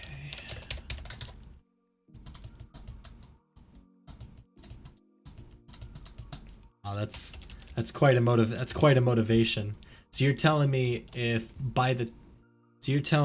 I manage to beat your time, which has taken you months and months and potentially a couple years to get to, I get a sub.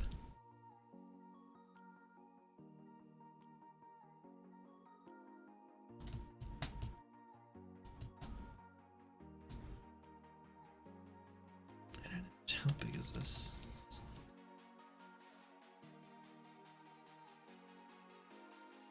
$40 by 19.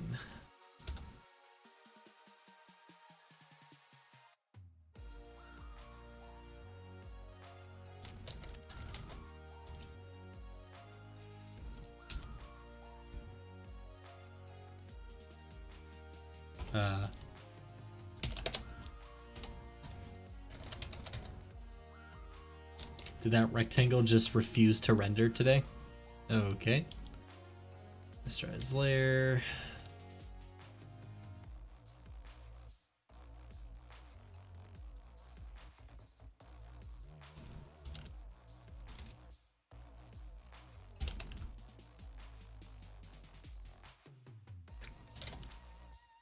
Oh, right.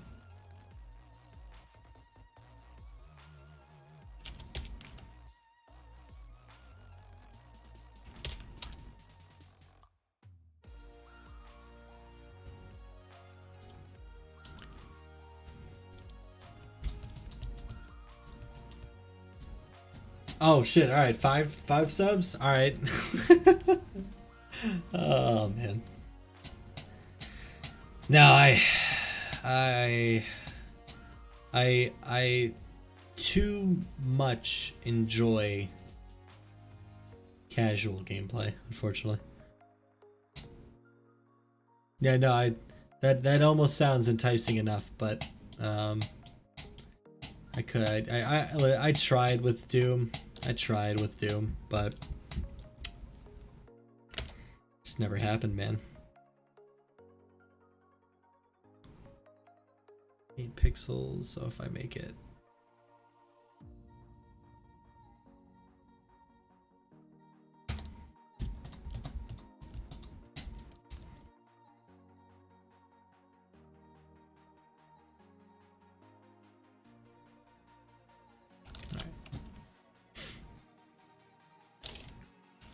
Thank you, Photoshop, for having Pixar as a thing. Image. Player, tank, arrow.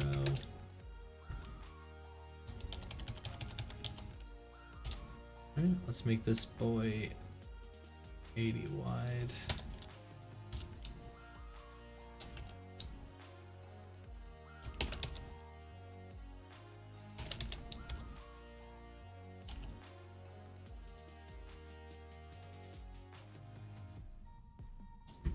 Should we make it so if you're wide, you have 3 turrets?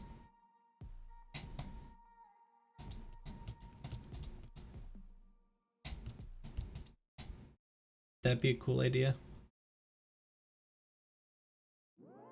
Well, no, because then the wide shot, what would be the point of a spread shot? Yeah, because we have the spread shot power up, which will essentially triple our bullet output. Yeah, we'll just have a wide tank. That's okay. Image, player, tank, wide.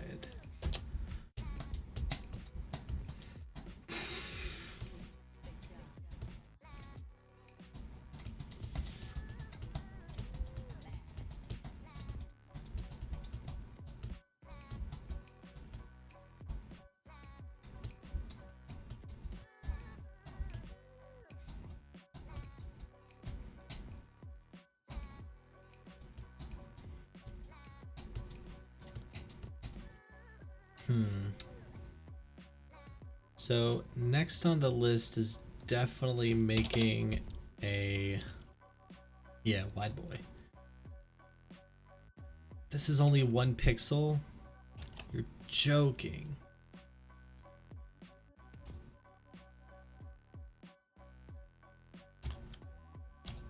Oh my gosh. It's freaking, ugh. All right. If I put Space Invader. Oh, he's huge. Actually, you know what? How big is that? That's 32 by 24. 24. Here's the problem with the centipede. We need it to be on this grid system in here. So if I do...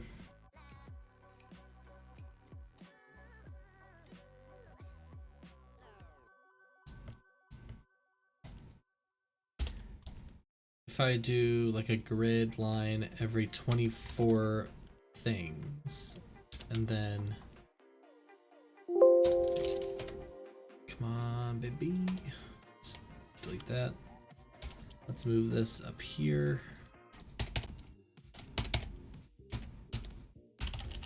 I didn't even hit Alt. Come on, Photoshop. I'm being stupid. All right. Oh, you know what? 24 would be good, wouldn't it? 1, 2, 3, 4, 5, 6, 7, 8, 9, 10, 11, 12, 13, 14, 15. Or we could make it 30 and make the, okay, new plan. Okay. We're gonna have a grid space every 12 lines.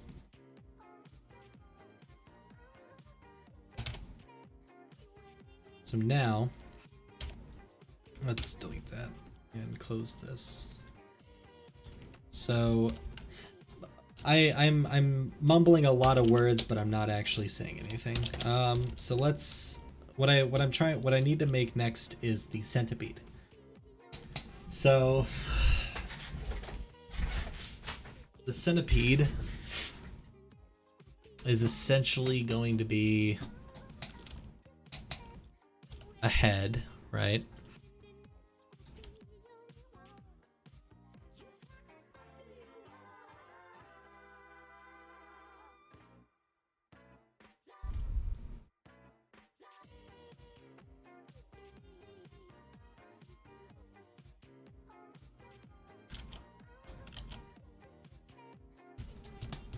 The centipede is a natural predator.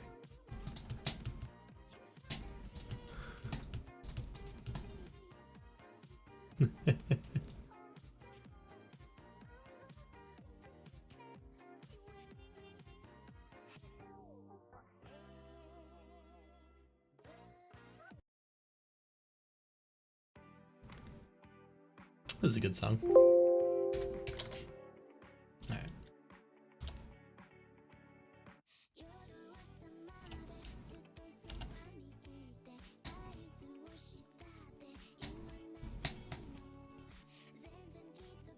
That's not the color I picked at all.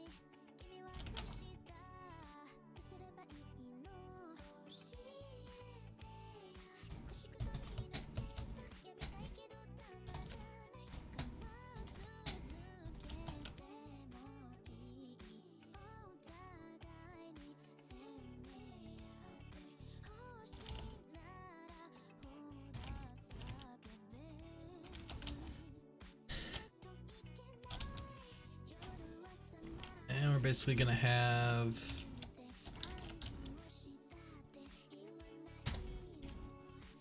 oh, come on. How are you about to interpolate when I'm just rotating it?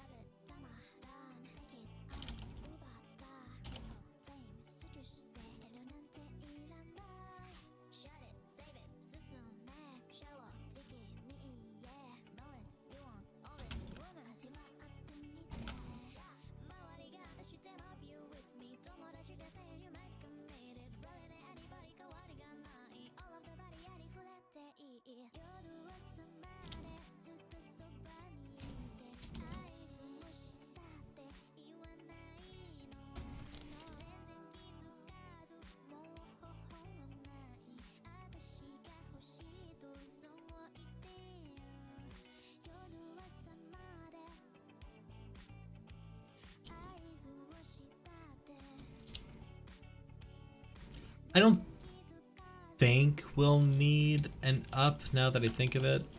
Let me delete this. Centipede should never move up, right? Should only move left, right, or down. Just like the Space Invaders. It's only ever gonna move.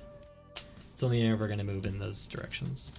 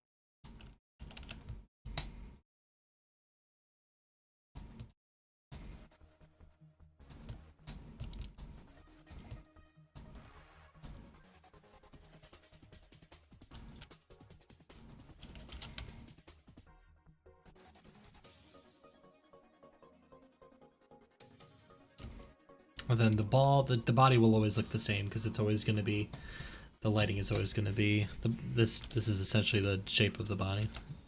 Actually, no, that's going to go back there. And then the last part we need is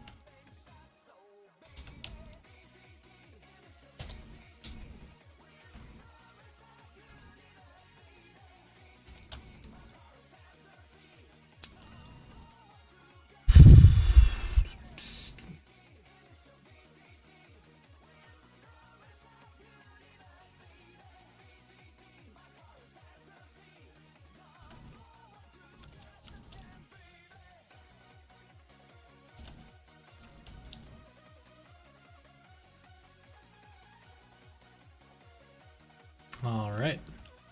Cool.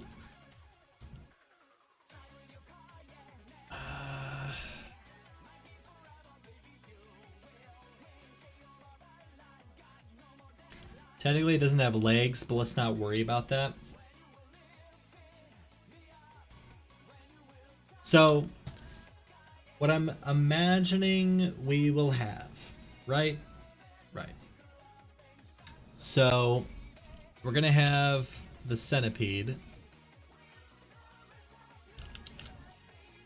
Yeah, it's gonna be here. Oh shit! I gotta connect the body. Hold up.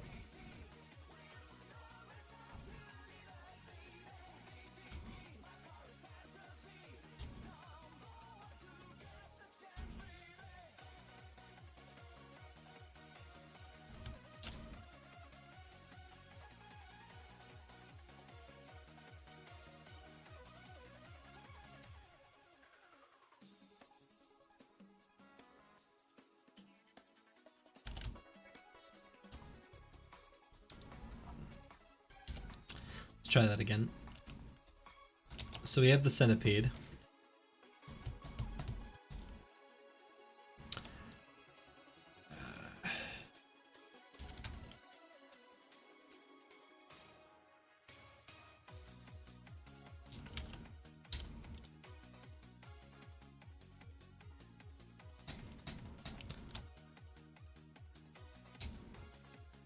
Yeah. Yep, he's my partner in crime on this one.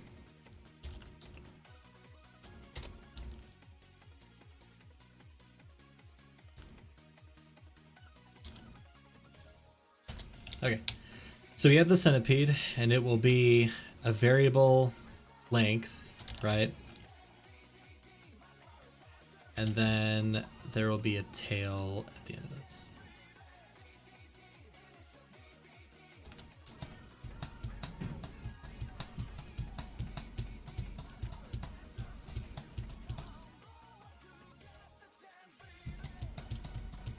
This is a new one. This is part of a new game jam. So we have the centipede, and I'm assuming this is gonna work very similar to how the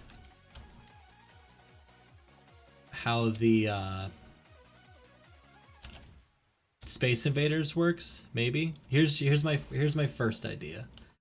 These are all their own objects,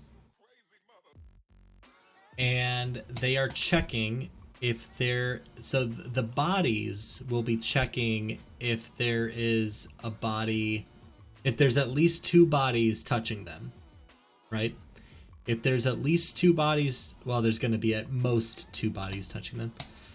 If there's at least two segments touching them, it will be a body piece. If there is only one body touching it, well, we'll have to determine what the direction is that it's going to be moving. If we know which direction this should be moving, then we'll want to make sure there's a body in front of it. If there is, then it'll know it should be a tail piece, and then we'll just set all we're going to be doing is setting the sprite. So all three of all this is going to sit in the same sprite, or we can swap the sprite index if we wanted to. But it's going to be checking if it's moving left, check if there's a body in front of it. If there is, set the sprite to tail. If it's moving forward and there is no body in front of it, check if there's a body behind it. If there is, make it a head. If there isn't a body behind it and it's moving forward and there's no body in front of it, well, it should be dead, because the centipede that is made of one segment will be dead. It can't just be a floating head moving around. It has to have at least a head. This is essentially the minimum requirements for the centipede fragment to exist. Is this. Or we could make it 3. So I'm thinking we'll essentially have like arrays or DS lists or something. I don't know how we'll do the math, but I'm thinking Well, it could be at least 2 wide, or we can make it be 3. It doesn't matter. So if we do something like this. So the minimum requirement for a centipede could be either of these. And if we determine that this group of objects together isn't at least 3 in size, then destroy itself, and that'll be the end of life for the centipede. Or if it's not at least 2 objects, then destroy itself.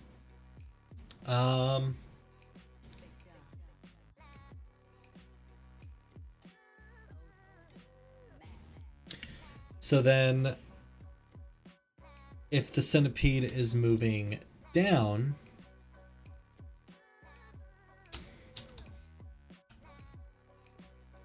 if the centipede is moving down, right, that means that, or even if it's, well, the centipede's only ever going to move down 1 spot. So if it's in this position, then this object would check if it has a body segment on any side of it. If it does, if it finds one, it should be on top. Then it'll rotate the head like this, essentially. Or rather, it will swap this sprite out for this sprite. Right? Does that sound about right? After it has done that, it will move this to here, and then each body part will move down accordingly, like so. And now that this is here, it should be swapped out for this sprite. Right? This is gonna be tough. How the hell? How did they do it? How did they do it back in the fucking what is it, the 80s? God damn.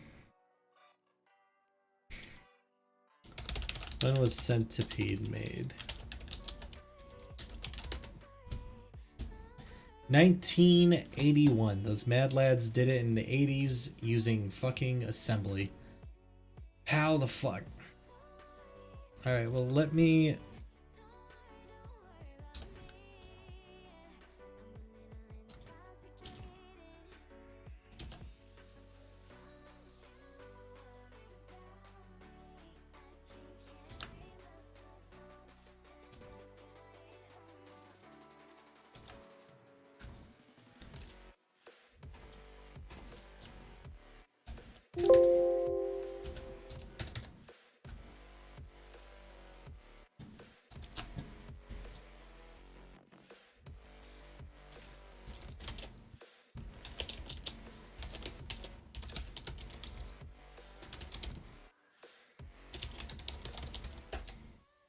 Alright. I'll at least get that saved. So, I have about 10 minutes before I have to dip.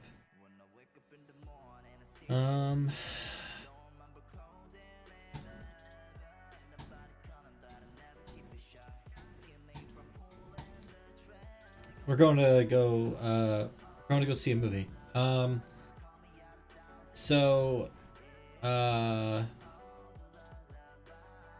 Yeah, we got it. We're going to go see a movie. Gonna go see, I can't remember what it's called. It's the one with Ryan Reynolds. Instead of coding a battle system, I'm toying around with color palettes and sprites. Hey man, that's what I'm gonna find myself doing later today, probably. Just getting all the art assets made. Nope.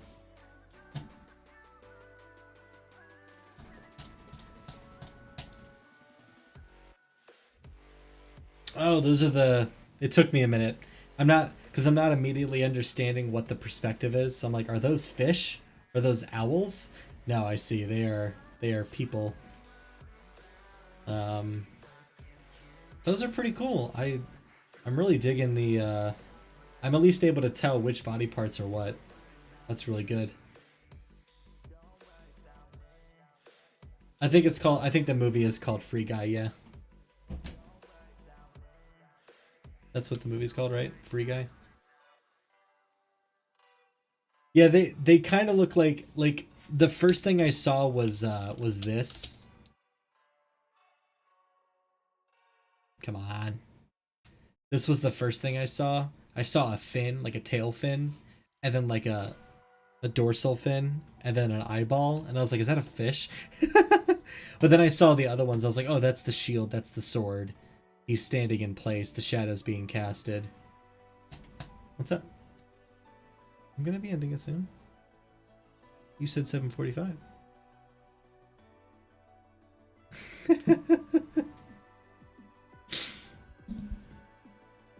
Yeah, for sure. Yeah, question, just out of curiosity, the colors that you used, are you making like a normal map where like this is where the lighting is going to be, or is that just the colors you picked? Because I'm thinking you could add shine to it. Like if it's armor, you could I mean, I do see you do have some have some highlights. So where I would expect the light to be on the right side, I do see the shield is lighting itself on the right side. Gotcha. Okay, that never mind then. That's what I thought it was. Okay, cool. All right. Yeah, if you're using a sprite to make that. Oh yeah, those are Roiku's in chat. So I just to let you know, I didn't make this. This was sent to me. They look like brightly colored crickets. Yeah, immediately I thought they were fish knights. Yeah, cricket fish knights. Out of context, in the purple void, you're not going to be able to tell what they are immediately. But if you see them moving around and stuff, you'll easily tell that they're bodies of armor. Yeah, good work on that, really. Cool. Those look really nice. So, all right. Well, Zarky, I'm sorry that you just joined. Thank you for stopping by, but I'm actually going to be ending the stream here in a moment. I have to leave to go see a movie, so I'm taking a break. I got the entire system rewritten. I'm a little fried right now, so I'm gonna go take a break. I may be back later for a part 3 stream. We're going to go see Free Guy with what's his name? I said it earlier, Ryan Reynolds. If I'm back tonight, it will be after the movie, which I don't know. Could be 11 o'clock if I'm awake enough to do it. It'll probably be maybe around 11, but you'll see. And then, oh, thanks Sarky for the follow. Yeah. And then I muted the alert because when I got rated earlier, I had to hear that sound and I never adjusted the volume, so it blew my ears out like 6 times in a row. And I didn't want to deal with that ever again, so I muted it. I'm gonna fix the audio later. Anyway, so yeah, so probably be back in like 4 hours maybe. If not, I'll be on tomorrow, probably maybe anywhere from noon to 3 o'clock is when I'll start day 4 tomorrow. So anyway, that being said though, I gotta go. Thank you so much for everyone who stopped by. I hope you enjoyed my ramblings of a madman while I explained the system. Hope to catch you all in the next stream, either later tonight or tomorrow. Take care, everyone. Thanks, Sarky.